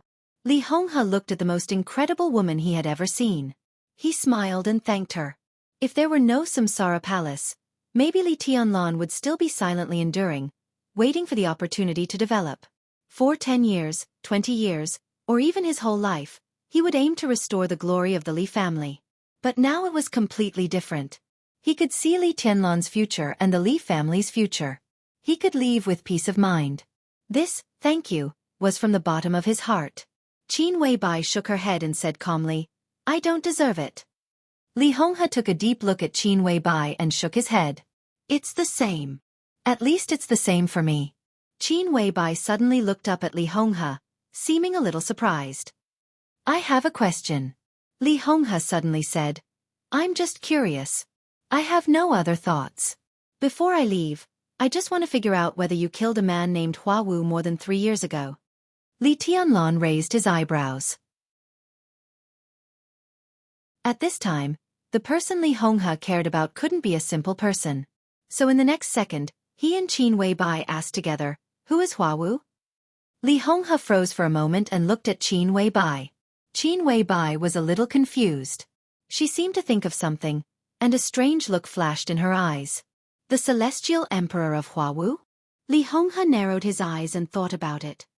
He turned his head and glanced in the direction of Li Guangtu, whispering, "I see."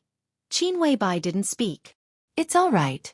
Li Honghe suddenly smiled and held Li Tianlan's hand, whispering, "I always think Tianlan is the best. And the strongest." "Of course." Qin Weibai nodded seriously. Li Honghe coughed and looked over Qin Wei Bai. Less than 20 meters behind them, the few veterans of the Li family, Dongqing Hongguang, Zhou Yuanshan, and others gathered together. Li Honghe nodded to them. Dongqing Hongguang hesitated and walked over slowly. Everyone followed him. Li Honghe's eyes fell on the veterans of the Li family, and his eyes were soft. His breathing gradually became rapid, and his good state began to become weary. The Li family, without any nonsense, he whispered. The future of the Li family depends on Tianlan. I hope you can help him more. This was undoubtedly the most important last words, representing the will of the Li family's inheritance. Several veterans of the Li family nodded. They were mentally prepared, but when the moment really came and they saw that Li Honghe was about to leave, great sadness still surged out. It was not an emotional breakdown, but a kind of powerless numbness. Everyone has times when they can't do anything. Li Honghe gasped a few times and said with a low laugh, "This chapter is not over. Please turn the page." People say that I'm good at making arrangements, but personal ideas can't reverse the general trend. I've done a lot of wrong things in my life, but I have to do a lot of things even though I know they're wrong. He grasped Li Tianlan's palm tightly. Over the years, the Li family has not been safe, and there are crises everywhere. The collapse of the Li family was so sudden that I had no time to prepare a way out. So when the Li family collapsed, I could only take you with me. Over the years, you have proved your loyalty to the Li family.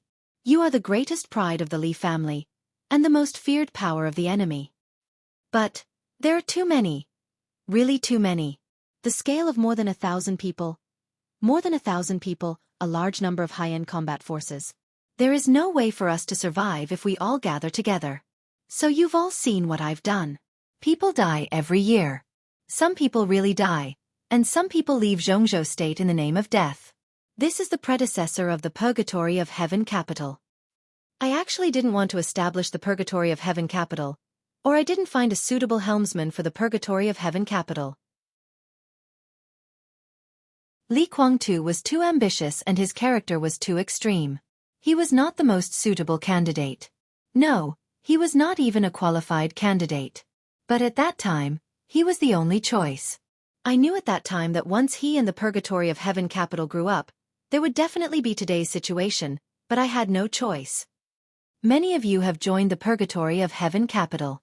They are all your old friends and Tianlan's elders. If I still have time in the next few years, my biggest goal is to take the Purgatory of Heaven capital back from Li Guangtu and give it to Tianlan. Li Guangtu's eyes gradually lost focus, and everything in his sight began to distort and become blurred. What a pity! There was regret in his voice. I have time to make arrangements, but I don't have time to take it all back. The establishment of the Purgatory of Heaven capital can barely be said to preserve the core strength of the Li family. So, I beg you to carry out my last order. In any case, don't let the Purgatory of Heaven capital fall into the hands of Li Guangtu. The future of the Li family belongs to Tianlan, and only Tianlan. Li Honghe smiled bitterly. I can't do anything, so, please. Senior Li, don't worry. A veteran of the Li family stood up and said in a deep voice, "We will do our best to help young master, and at the same time contact those old guys in the Purgatory of Heaven capital." Li Honghe grunted, turned his head with difficulty, and looked at Dongqing Hongguang. He wanted to say something, but there was really no time. He looked at Dongqing Hongguang and smiled helplessly. "I'm sorry." He tried to breathe, feeling that the flame in his body was burning his internal organs. His vitality was burned away, leaving only a tenacious will. Dongqing Hongguang shook his head and whispered, "Don't talk about this between you and me." "Tianlan is very good." Li Honghe murmured. "No, he's the best. But he's still too young. After I leave, keep an eye on him and take care of him for me." "Don't worry," Dongqing Hongguang said in a deep voice. "The Dongqing clan will do its best to support Tianlan." "Okay." Li Honghe muttered to himself. "Okay." He grabbed Li Tianlan's palm hard and whispered, "Tianlan." Li Tianlan grunted and sat on the bluestone, but he didn't look at Li Honghe. Li Honghe reluctantly pointed in the direction of Dongqing Hongguang. His voice was weak, but he used all his strength. "Call me Grandpa." Li Tianlan's body shook violently. Dongqing Hongguang suddenly looked up. Li Honghe's last vitality supported him tenaciously, and he repeated, Call me Grandpa. At this moment, Li Tianlan suddenly panicked. Looking at everyone's eyes, he subconsciously glanced at Qin Weibai. Qin Weibai grabbed Li Tianlan's other palm, looked at Dongqing Hongguang, and whispered with a smile, Grandpa. Dongqing Hongguang froze for a moment, and so did everyone else. Ah, okay. Dongqing Hongguang looked at Qin Weibai and responded in a panic. Li Tianlan's body was a little stiff. Call me Grandpa. Li Honghe insisted and repeated almost stubbornly. Grandpa. Grandpa.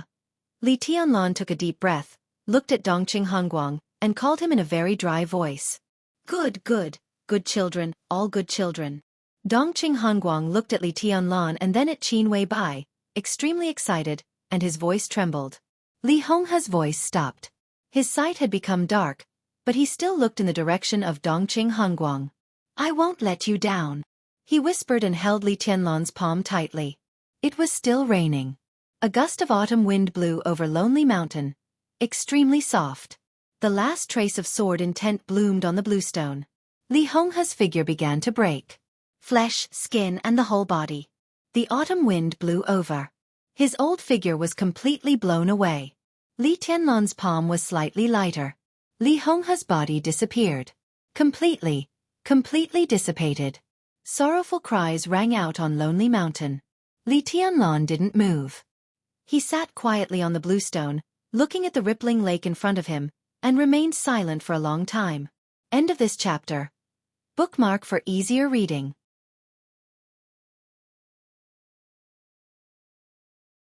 Chapter 686. September 23rd. Lin, N.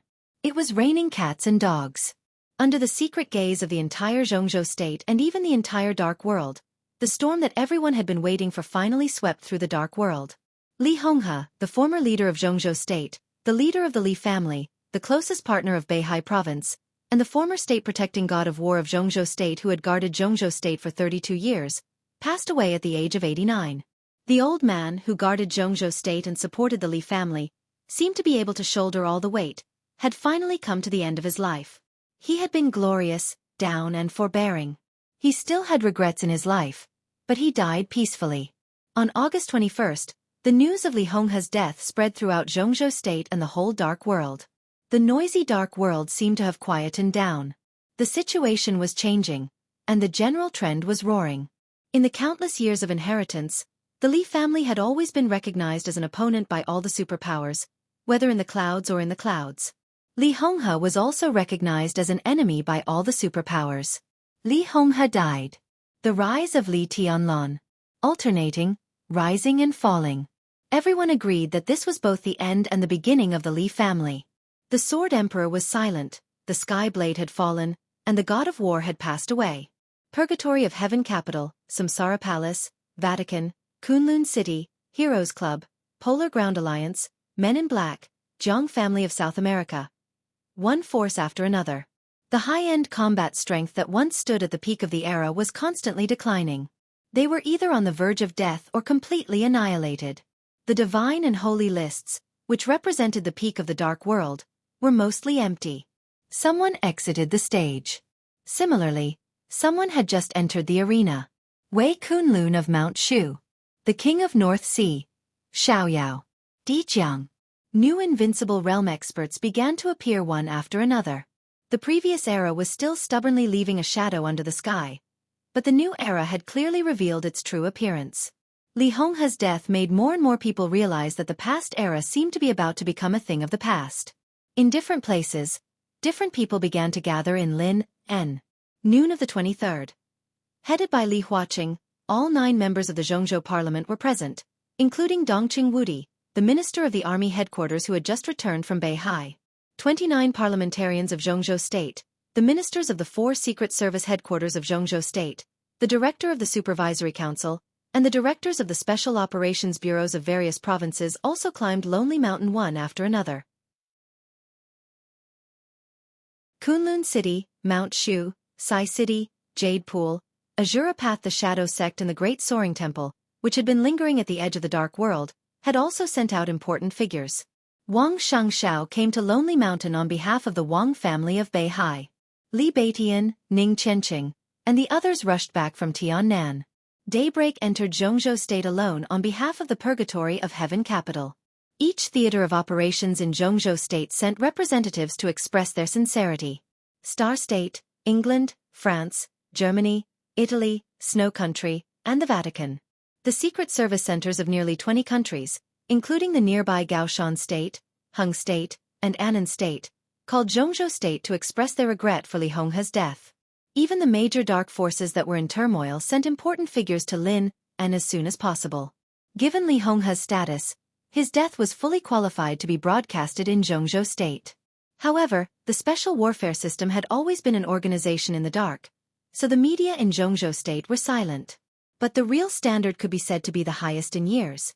President Li Huaqing of Jianghu State personally delivered a eulogy, deeply cherishing Li Honghe's contributions to Jianghu State, clearly expressing Jianghu State's deep sorrow for losing Li Honghe. At the solemn funeral, under the heavy rain, countless people stood in the heavy rain. From beginning to end, no one left early. There was no farewell ceremony. Li Honghe's body turned into a wisp of breeze on Lonely Mountain with the sword in tent. The coffin prepared by Li Tianlan only contained some of Li Honghe's clothes.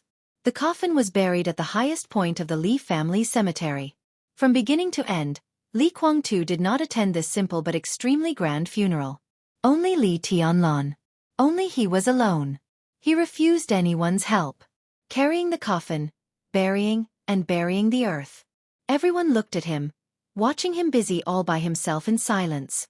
That kind of sorrow was so calm, but it also carried a kind of unprecedented determination. Today, the Li family was really only left by himself. In the sense of inheritance, he was the last person of the Li family. But no one thought that such a Li family was down and out. If it were more than 3 years ago, the death of Li Honghe would also have such a scene today.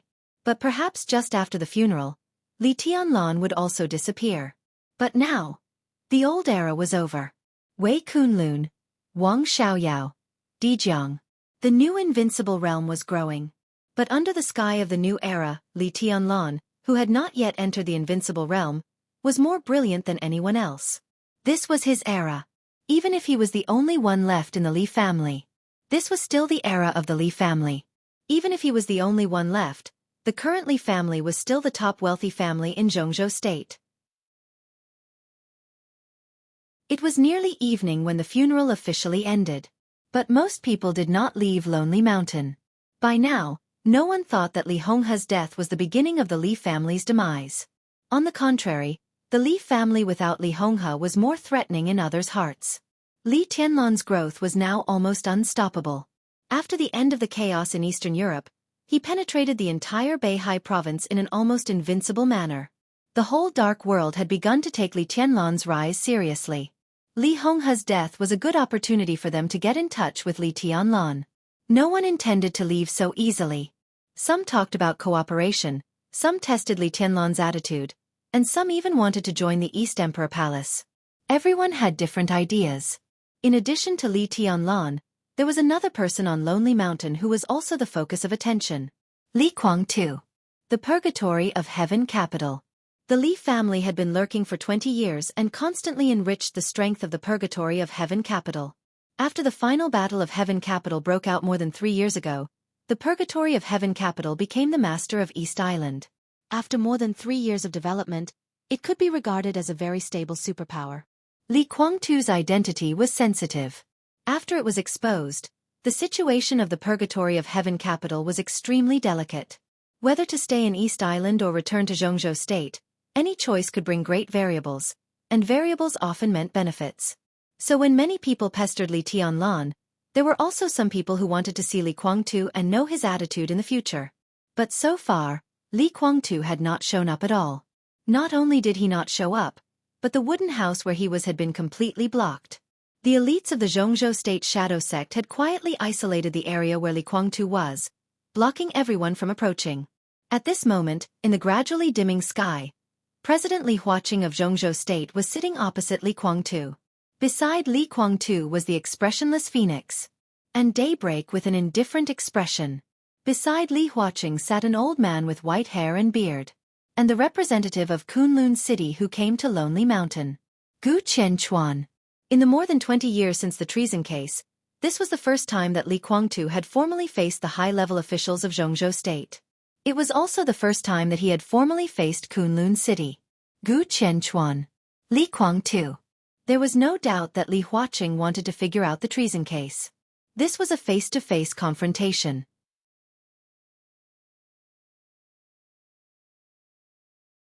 Chapter 687. The atmosphere in the room was dull and depressing. The sky was getting darker and darker. The dim light shone in the shabby room.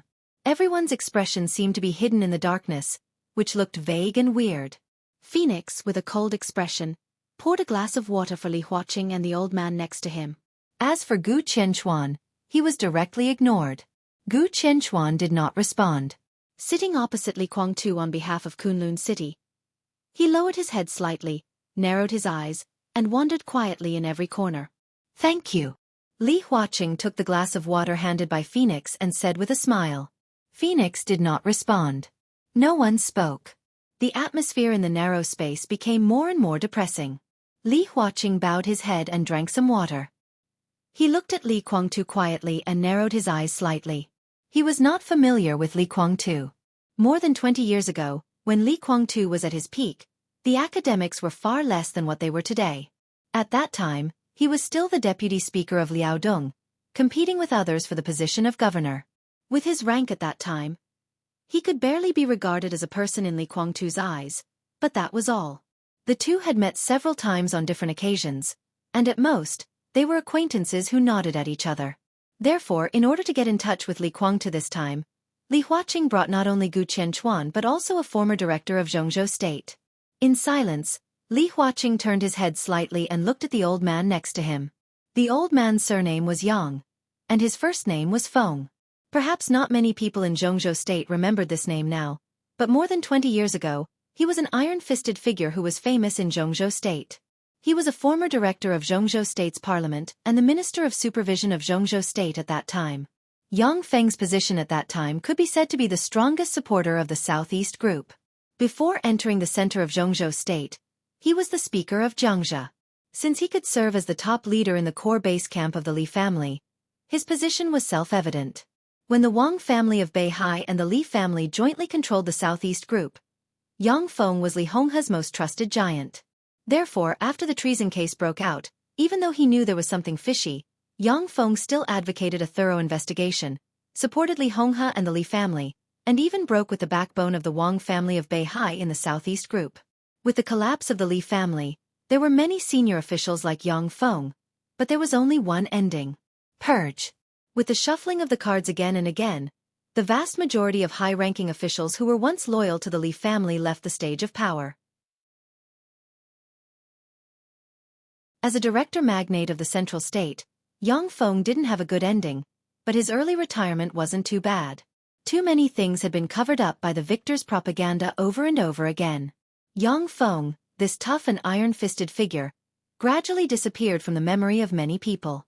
It wasn't until Li Honghe died and the Li family rose that Yang Feng, who had been living the rest of his life in Yuzhou, was invited by Li Huaqing. Yang Feng felt Li Huaqing's gaze and frowned slightly. He hesitated and was just about to speak, when Li Guangtu took the initiative to speak, breaking the oppressive silence. His gaze swept Li Huaqing, and then fell on Yang Feng. He nodded and said in a calm tone, "Uncle Yang, long time no see. How are you?" "Average." Yang Feng shook his head. He came from a military background. Even in his old age, his sitting posture was still ramrod straight. Coupled with his unyielding way of life, most of the time, he exuded a cold aura from the inside out. But at this moment, although he was as cold as before, he had an unconcealable haggardness and looked extremely helpless.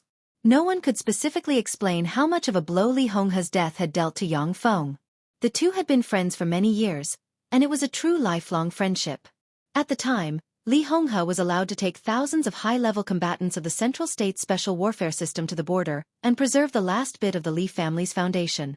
Yang Feng and Wu Zhengmin had made great contributions. Even though he retired early, he used his influence to create a relatively good situation for the Li family. Every time Li Honghe left the camp at the border, he would definitely go to Yuzhou to see Yang Feng. Ordinary people couldn't understand this kind of friendship. When the news of Li Honghe's death spread throughout the central state, Yang Feng seemed to have aged in an instant. Even now, he still had a low fever. It was only because of Li Guangtu that he had to come. I've been very quiet these years. No one has disturbed me, so I've cultivated my mind. Yang Feng held the cup and drank water. His arms were trembling in the dark. A former director of the central state had been undisturbed after his retirement. This was not a good thing at all. It could only show that he had been excluded from the upper circle by those in power. Li Huaqing coughed, feeling a little embarrassed. It's the Li family who let you down, Li Guangtu said softly. His eyes were sincere and full of guilt. No matter how extreme his character was, he would respect and feel guilty for the old man who had given everything to the Li family. He and I both let you down.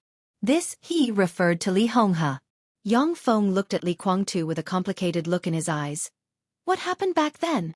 In the past 2 decades, the case of treason had been the most sensitive event. Some information required a very high level of authority. The information of the case of treason had now been classified as confidential files.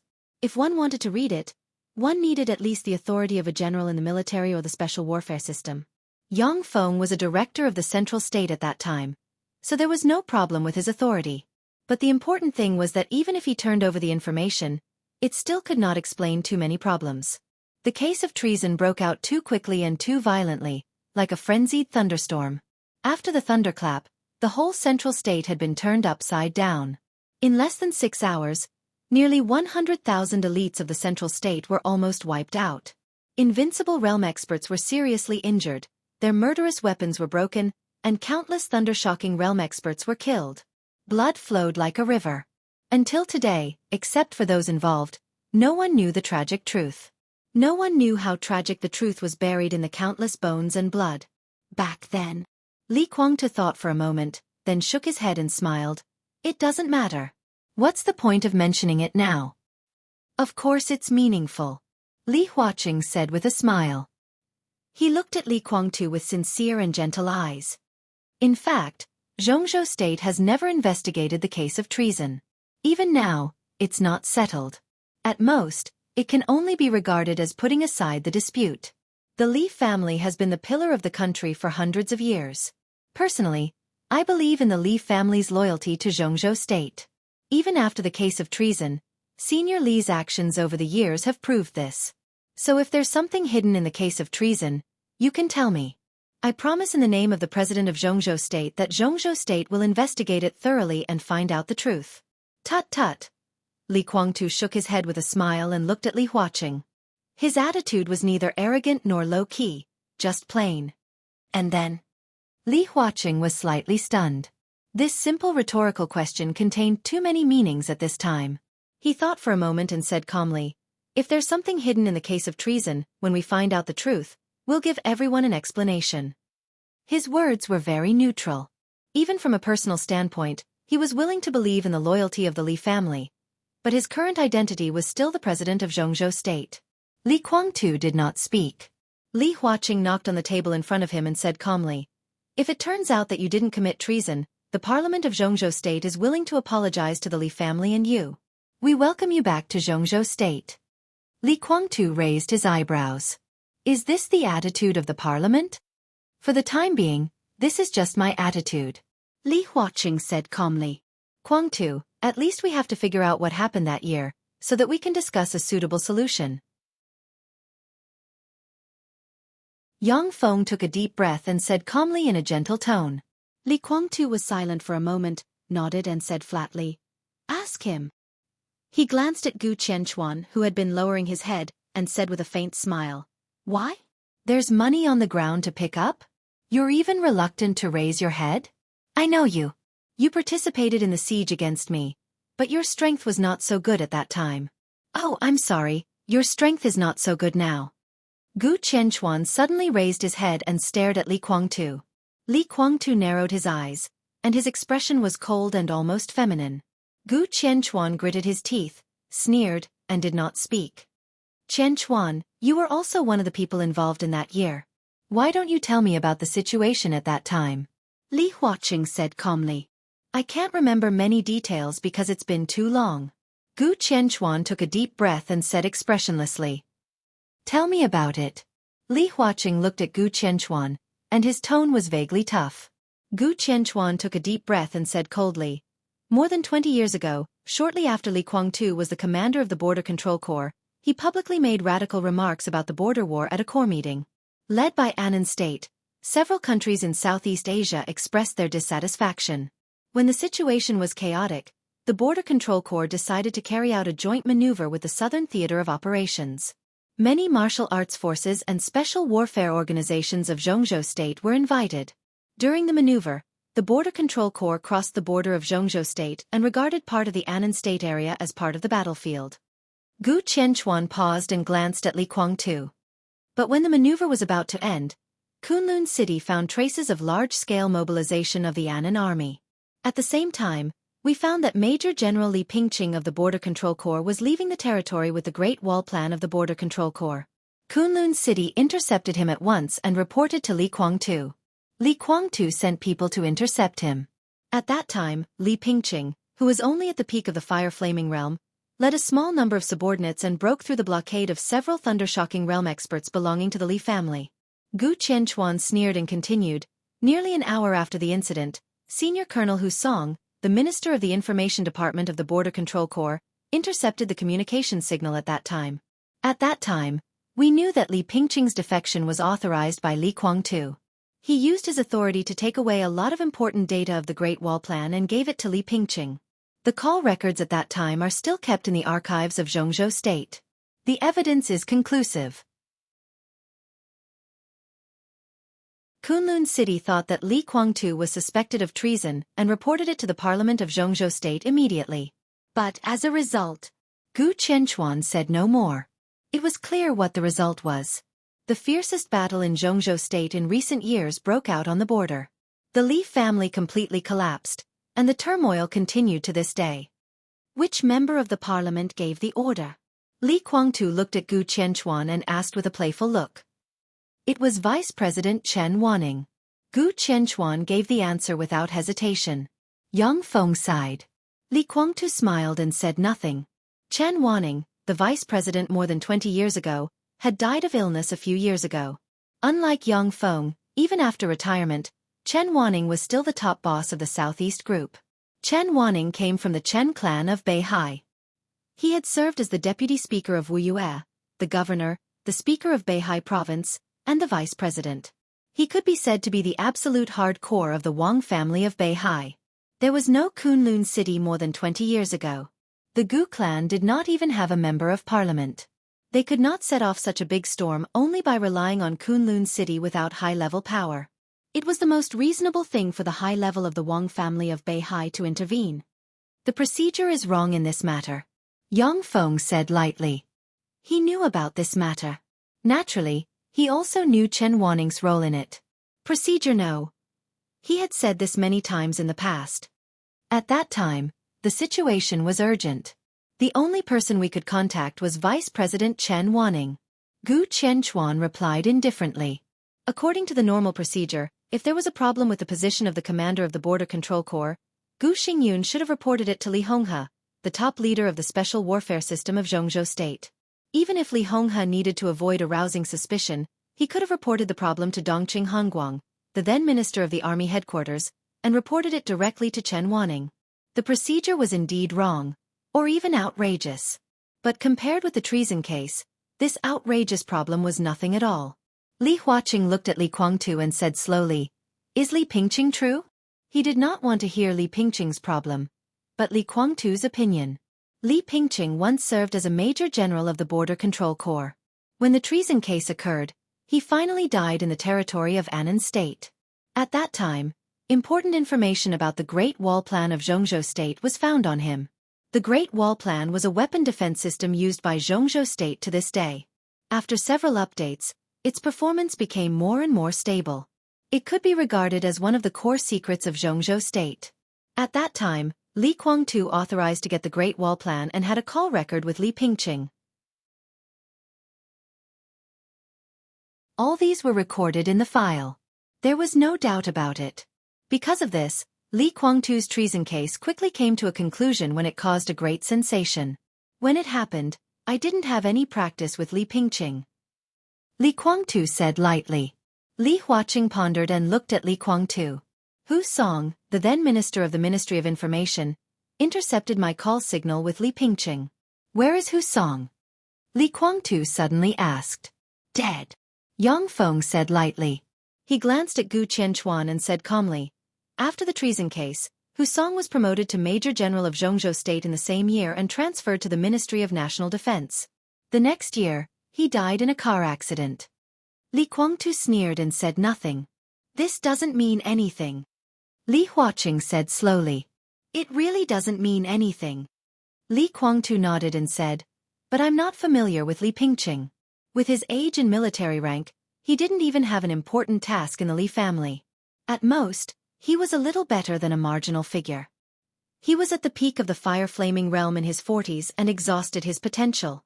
If I really wanted to commit treason, why would I give him such an important task as stealing the Great Wall plan? I was the Marshal of Jianghu State at that time. There were many experts in the Li family and many talents in the Border Control Corps. No matter how I looked for someone, it was not Li Pingqing's turn to perform such an important task for me. Li Huaqing narrowed his eyes and nodded. Li Guangtu was telling the truth, which could also be regarded as a doubt. With Li Pingqing's status at that time, Li Guangtu would not pay attention to him in any case, let alone let him perform such an important task. Similar doubts were everywhere in the treason case, but they were just speculations. In the face of conclusive evidence, they were not convincing. The most important thing is that I committed treason and joined Annan State? Li Guangtu sneered, and his voice sounded extremely cold in the dark cabin. Those who believed that I would commit treason at that time were fools. I was a marshal with real power in Jianghu State, controlling more than 100,000 of the most elite troops in Jianghu State. I entered the Parliament of Jianghu State at the age of 30, and was the youngest member of Parliament in Jianghu State. The Li family was the core force of Jianghu State, and my father was the war god of Jianghu State at that time. Without any accident, I was in the invincible realm at that time. Within 3 or 5 years, I could become the new generation of war god of Jianghu State. My status was no lower than that of any director in Jianghu State, and I even had more power and more freedom in some aspects. What reason did I have to commit treason? Benefits? What kind of benefits could move the Li family and me like that? Maybe there were such benefits, but could Tiannan afford them? Future? I didn't want the future of Jianghu State. What kind of future do I want? I committed treason and joined Annan State. Were those who believed in this at that time stupid, or did they think I was stupid? Li Huaqing gave a wry smile. The treason case was still controversial until today, and the most fundamental reason was what Li Huaqing said. The evidence of Li Guangtu's treason was conclusive. But he had no motive and no reason. Jianghu State was the most powerful country in the world. It was the same more than 20 years ago, even more powerful than it was now. Li Guangtu himself stood at the top of Jianghu State. He had all the benefits and future he should have. What Annan State could give, Jianghu State could also give and give more. Annan State could not move Li Guangtu at all, let alone make him commit treason. This approach was as ridiculous as an ambitious hero giving up the great country he had worked for to be a lackey for an ordinary gangster. But the evidence is conclusive. You did contact Li Pingqing. How do you explain it? Gu Qianquan suddenly asked. I didn't contact him. Li Guangtu suddenly paused and narrowed his eyes. Guangtu, what do you want to say? Yang Feng's heart moved. Li Guangtu was silent for a long time and then slowly said, Li Shi was by my side. His eyes became more indifferent and disgusted. Gu Qianquan smiled. With strong provocation in his eyes he said meaningfully, Li Shi is by your side now. Li Guangtu gave him a cold look and did not speak. It was well known that Li Shi was Li Guangtu's woman at that time. Therefore, Li Shi personally testified in Li Guangtu's treason case, which was a powerful blow to pull the Li family down from the clouds. And now, Li Shi became the wife of the governor of Kunlun City, but she betrayed Kunlun City and once again stood by Li Guangtu's side. Even if she appeared again to testify for Li Guangtu that he did not commit treason, how credible could it be?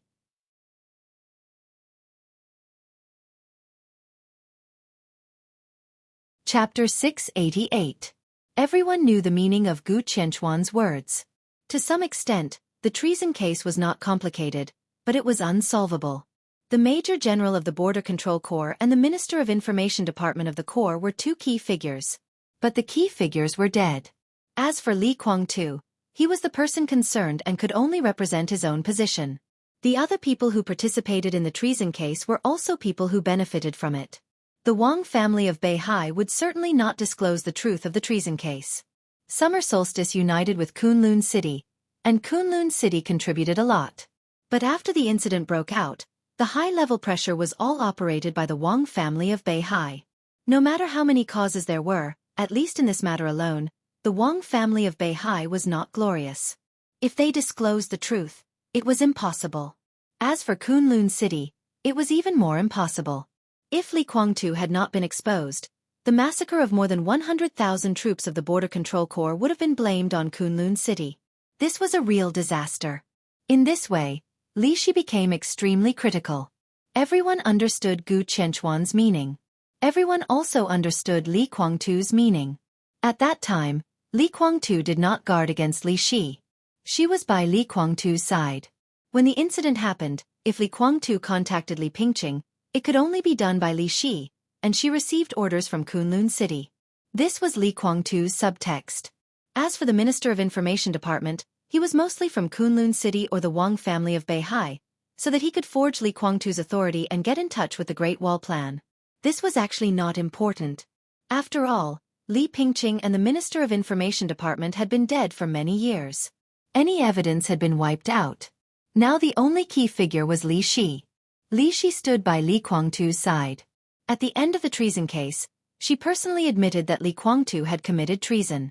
No matter how the outside world really felt about her, it was not an exaggeration to say that her approach was righteous to put family before righteousness. She had already testified once. Later, she joined Kunlun City and became the wife of the governor. If she told the truth in this capacity and proved that Li Guangtu did not commit treason, Jianghu state could accept it and launch an investigation. But now Li Shi stood by Li Guangtu in the chaos of Eastern Europe. Under such circumstances, what was the point of her telling the so-called truth? The meaning of a witness had long become untrustworthy with her constant wavering.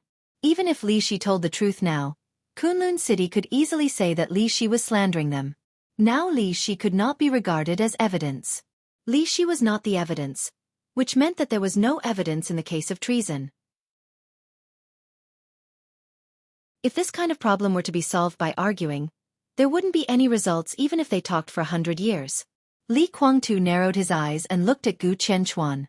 Fearless, he suddenly asked. For Jianghu state.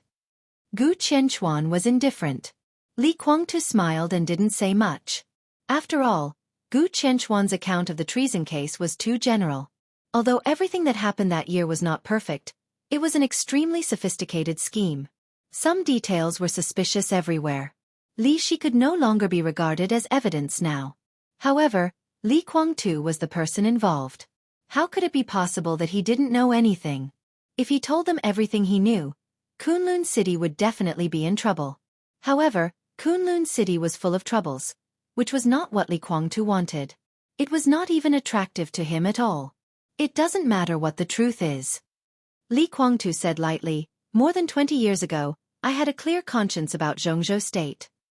Li Guangtu slowly sat up straight, looked into his eyes and said in a deep voice, what about more than 20 years later? Today, more than 20 years later, Jianghu state feels guilty about me. It doesn't matter. But I will take back what used to belong to me. Li Guangtu's voice was calm.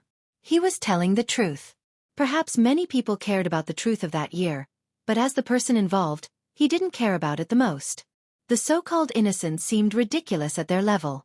Treason or any other crime was good. In the final analysis, it was actually a failure.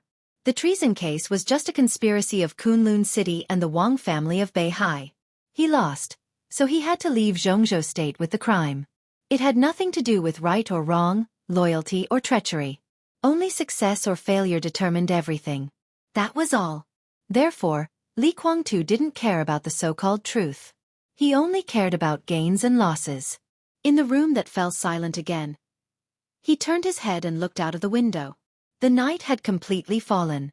Outside the room, there was still a faint noise. Li Guangtu didn't need to look to know that at this moment, many people were surrounding Li Tianlan with money, resources, and power, trying to help Li Tianlan plan the future of the Li family. The Li family that belonged to Li Tianlan. Li Guangtu's eyes were a little cold. Compared with Kunlun City, Li Tianlan was the biggest problem that he needed to consider first. When he met Li Huaqing today, he didn't intend to figure out the so-called truth from the beginning. But in the more than 20 years of losing contact with Jianghu State, it had always been Kunlun City and the Wang family of Beihai guiding the direction of the treason case. Li Guangtu met Li Huaqing today to provide Jianghu State with a new perspective. A perspective of the Li family to look at the treason case many years ago. This was the premise for his return to Jianghu State in the future. His injury could be healed, and the purgatory of heaven capital would not be divided. When his injury was healed and he returned to Jianghu State with the purgatory of heaven capital. What was Kunlun City? Li Guangtu didn't deny that he looked down on Kunlun City. He really looked down on it. How deep could a so-called martial arts force that had been bowing to the Li family have after more than 20 years of development? Kun looking up and down in Kunlun City, there was no one who could attract Li Guangtu's attention at all. In contrast, Li Tianlan was the one who made him feel threatened. To resist foreign aggression, one must first stabilize the internal situation. Li Guangtu would only attack Kunlun City when the internal problems were solved. Otherwise, even if he took out the so-called truth today and beat Kunlun City beyond redemption, it would be meaningless for him. After all, from the standpoint of Jianghu State, even if Kunlun City was destroyed, Jianghu State would be more willing to hand over the special warfare system to Li Tianlan, the future heavenly son, than to consider Li Guangtu, whose standpoint was subtle. Li Guangtu dared to let Kunlun City continue to occupy the special warfare system of Jianghu State, but he dared not let Li Tianlan sit in that position. So as long as he met Li Huaqing today and let Li Huaqing give him a vague attitude, this meeting would be perfect. And his requirements were not high at all. Li Guangtu turned his eyes and looked at Li Huaqing, saying nothing. Now he was far more mature than Li Tianlan, so he knew better that when a superior faced grievances, the so-called revenge was not the most important thing. The important thing was profit. It was a complete failure for him to take down Kunlun City in a short period of time if he couldn't swallow it himself. Jianghu State will set up a task force to reinvestigate the treason case more than 20 years ago. The task force will be directly responsible to me. Personally, I am willing to believe in the loyalty of the Li family. Li Huaqing looked into Li Guangtu's eyes and said seriously. Gu Qianchuan frowned and looked a little pale. The establishment of the task force made him feel uncomfortable. But what made him more uncomfortable was that Li Huaqing had been emphasizing his personal opinion. Of course, I also have absolute trust in Kunlun City. Li Huaqing suddenly smiled and said, there is something strange about what happened that year. I will urge people to investigate. Maybe it is a misunderstanding. Misunderstanding? Li Guangtu smiled a little coldly. Li Huaqing waved his hand and said slowly, anyway, the Li family has done meritorious service to Jianghu State. If you are treated unfairly, Jianghu State will try its best to prove your innocence. Before this matter is investigated clearly, I will persuade the parliament not to take measures against you. During this time, you can rest assured to recuperate in Jianghu State. Don't worry.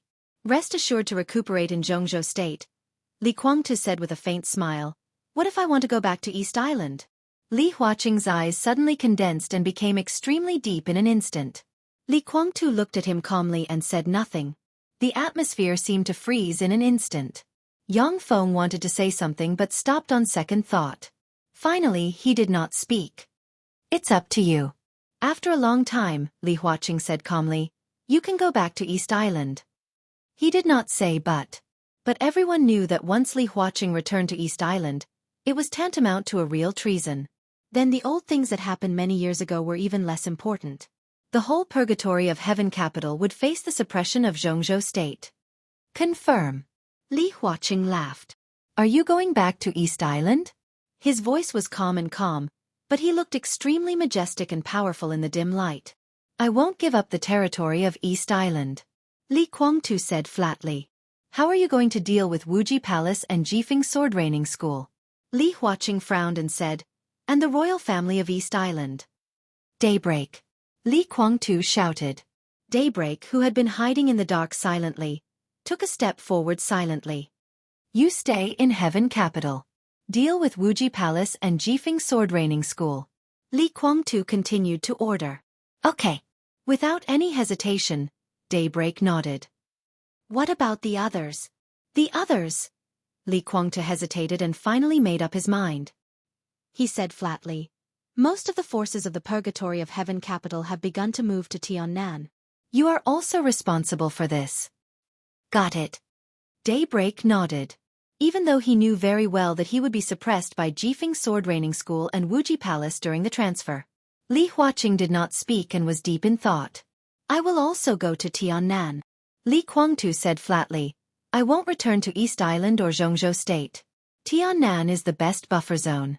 Even if the royal family doubts, they will not continue to support the Purgatory of Heaven Capital, but they will not completely turn against them.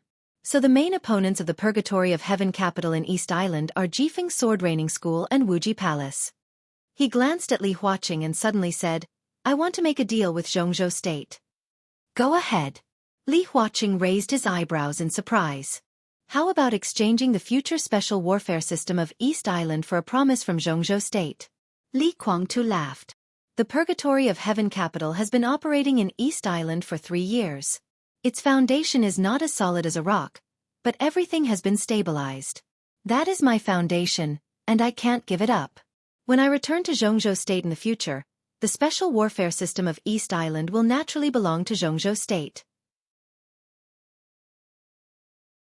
A very subtle change appeared on Li Huaqing's face. East Island's position was extremely important. In international games, East Island was often the first ally that some international powers tried to rope in when they were fighting with Zhongzhou State. And although East Island's territory was small, it was ambitious. Especially in recent years, with the ups and downs of the situation in Zhongzhou State, East Island had exposed its ambition for the southern end of Beihai several times. Obviously, they dreamed of recovering their lost land and even wanted to invade Zhongzhou State again. Zhongzhou State had always wanted to control the special warfare system of East Island. If Li Guangtu was willing to return to Zhongzhou State, it would be a good opportunity. But now the Purgatory of Heaven Capital. He shook his head and said softly, I don't think the Purgatory of Heaven Capital has this ability now. Li Guangtu was seriously injured and could not fight in the next few years. Without Li Guangtu, the Purgatory of Heaven Capital would not be able to fight. Without Li Guangtu, it would be hard for the Purgatory of Heaven Capital to face the suppression of Jifeng Sword Raining School and Wuji Palace, especially the royal family. The Purgatory of Heaven Capital temporarily retreated to Tiannan. The royal family might not take any action for a while, but the royal family's patience was limited. If Li Guangtu did not make a choice, the royal family would definitely take action against the Purgatory of Heaven Capital. The special warfare system of East Island was indeed very good, but if the Purgatory of Heaven Capital could not be held, it would be an empty promise. So this has something to do with the promise I want. Li Guangtu's tone was calm. Li Huaqing narrowed his eyes and said, What promise do you want? The Purgatory of Heaven Capital will develop in Tiannan, and Daybreak will guard East Island. At most it can guard Heaven Capital. I need enough strength to take back East Island. So I hope that the Purgatory of Heaven Capital will develop in Tiannan and accumulate strength. If there is any conflict with Emperor East's palace, Zhongzhou State will not intervene. Li Guangtu directly pointed out the most sensitive issue. By then, Tiannan and East Island will belong to Zhongzhou State. They will also belong to the Li family. Guangtu. Yang Feng finally couldn't help but frown and shout. Tianlan is also a member of the Li family. So is Emperor East's palace. Li Guangtu was expressionless and stubbornly said, The Li family can only be my Li family. He looked at Li Huaqing and said, What do you think? Tianlan is a talent that Zhongzhou State focuses on supporting. I can't give you an answer on this matter. It must be discussed by the parliament. But we still hope that you and Tianlan can live in peace. After all, we are a family. Li Huaqing said. Li Guangtu was silent for a long time, and then lightly repeated, The Li family is my Li family. Kunlun City can send people to help the Purgatory of Heaven Capital guard Heaven Capital. Gu Qianchuan suddenly said, We are willing to bear part of the pressure from Jifeng Sword Training School and Wuji Palace. Kunlun City's help would undoubtedly increase the hope of the Purgatory of Heaven capital to take East Island in the future, which was equivalent to increasing Li Huaqing's bargaining chips. The special warfare system of East Island was important enough. Once they saw a great possibility, they might really give Li Guangtu the promise he needed. At that time, Li Tianlan and Li Guangtu would have a good time fighting in Tiannan, and Kunlun City, which got involved in East Island, could secretly plot the special warfare system of East Island. For Gu Qianchuan, everything was perfect. What is Kunlun City? In the soft and weird voice, Daybreak said with a cold smile, when does the Purgatory of Heaven capital need the help of a third-rate force like Kunlun City? Not only Gu Qianchuan, but also Li Huaqing's face darkened. Was Kunlun City a third-rate force? Even if Kunlun City is not qualified, there are 2 invincible realm experts in it. How many are there in the Purgatory of Heaven capital? Gu Qianchuan sneered rudely. In the dark, Daybreak took another step forward, looked at Gu Qianchuan, and lightly said, "You seem to be a little unconvinced?" "So what?" Gu Qianchuan slowly stood up, his voice cold. "If you're not convinced, then go to hell." In the calm voice, Daybreak raised his palm. Bas! The violent sword energy tore the darkness in an instant and burst out from Daybreak's hand without warning. A dazzling light suddenly appeared in the dark cabin. Countless sword energy swept and whistled like a tide. All the sword energy passed Yang Feng and Li Huaqing and came to Gu Qianchuan in a flash. Gu Qianchuan, who looked pale, was unprepared. He hurriedly raised his one arm to resist. Daybreak clenched his fist. The sharp sword chi suddenly turned into an incomparably majestic force, smashed the domain that Gu Qianchuan had condensed in a hurry, and blasted him. Boom! A big hole was broken in the wooden cabin, and Gu Qianchuan's body flew out with blood.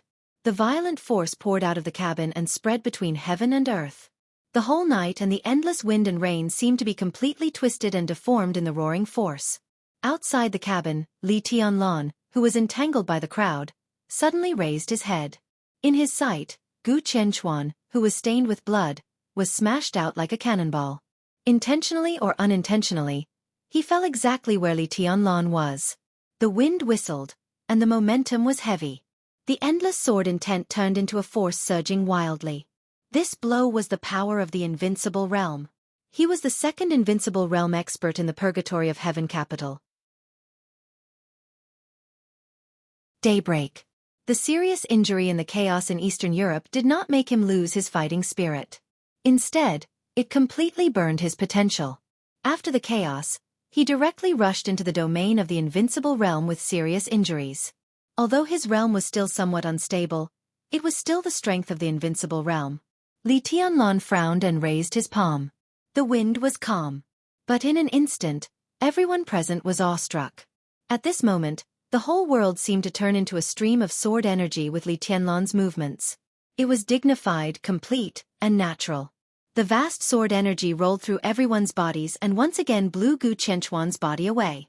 In the night sky, the mighty force was constantly obliterated along the way by the sword energy. The overall direction of the movement was the cabin with a hole. The constantly erupting force completely disappeared under the suppression of the sword intent. In the dark environment of the cabin, Daybreak suddenly took a few steps back. With a muffled groan, 2 streams of blood came out of his nostrils. Li Tianlan put down his palm, and his eyes were cold. In the cabin, Li Guangtu looked at Daybreak and asked attentively, "How is it?" Daybreak gave a wry smile and shook his head. Li Tianlan's voice sounded through the night. Extremely cold. This is the Li family's territory. Do you really think you can do whatever you want here when you enter the invincible realm? Do you think I haven't killed an invincible realm expert? You're tuning in to the Wisdom Diary YouTube channel. Don't forget to subscribe and join us on this journey to catch the most captivating stories.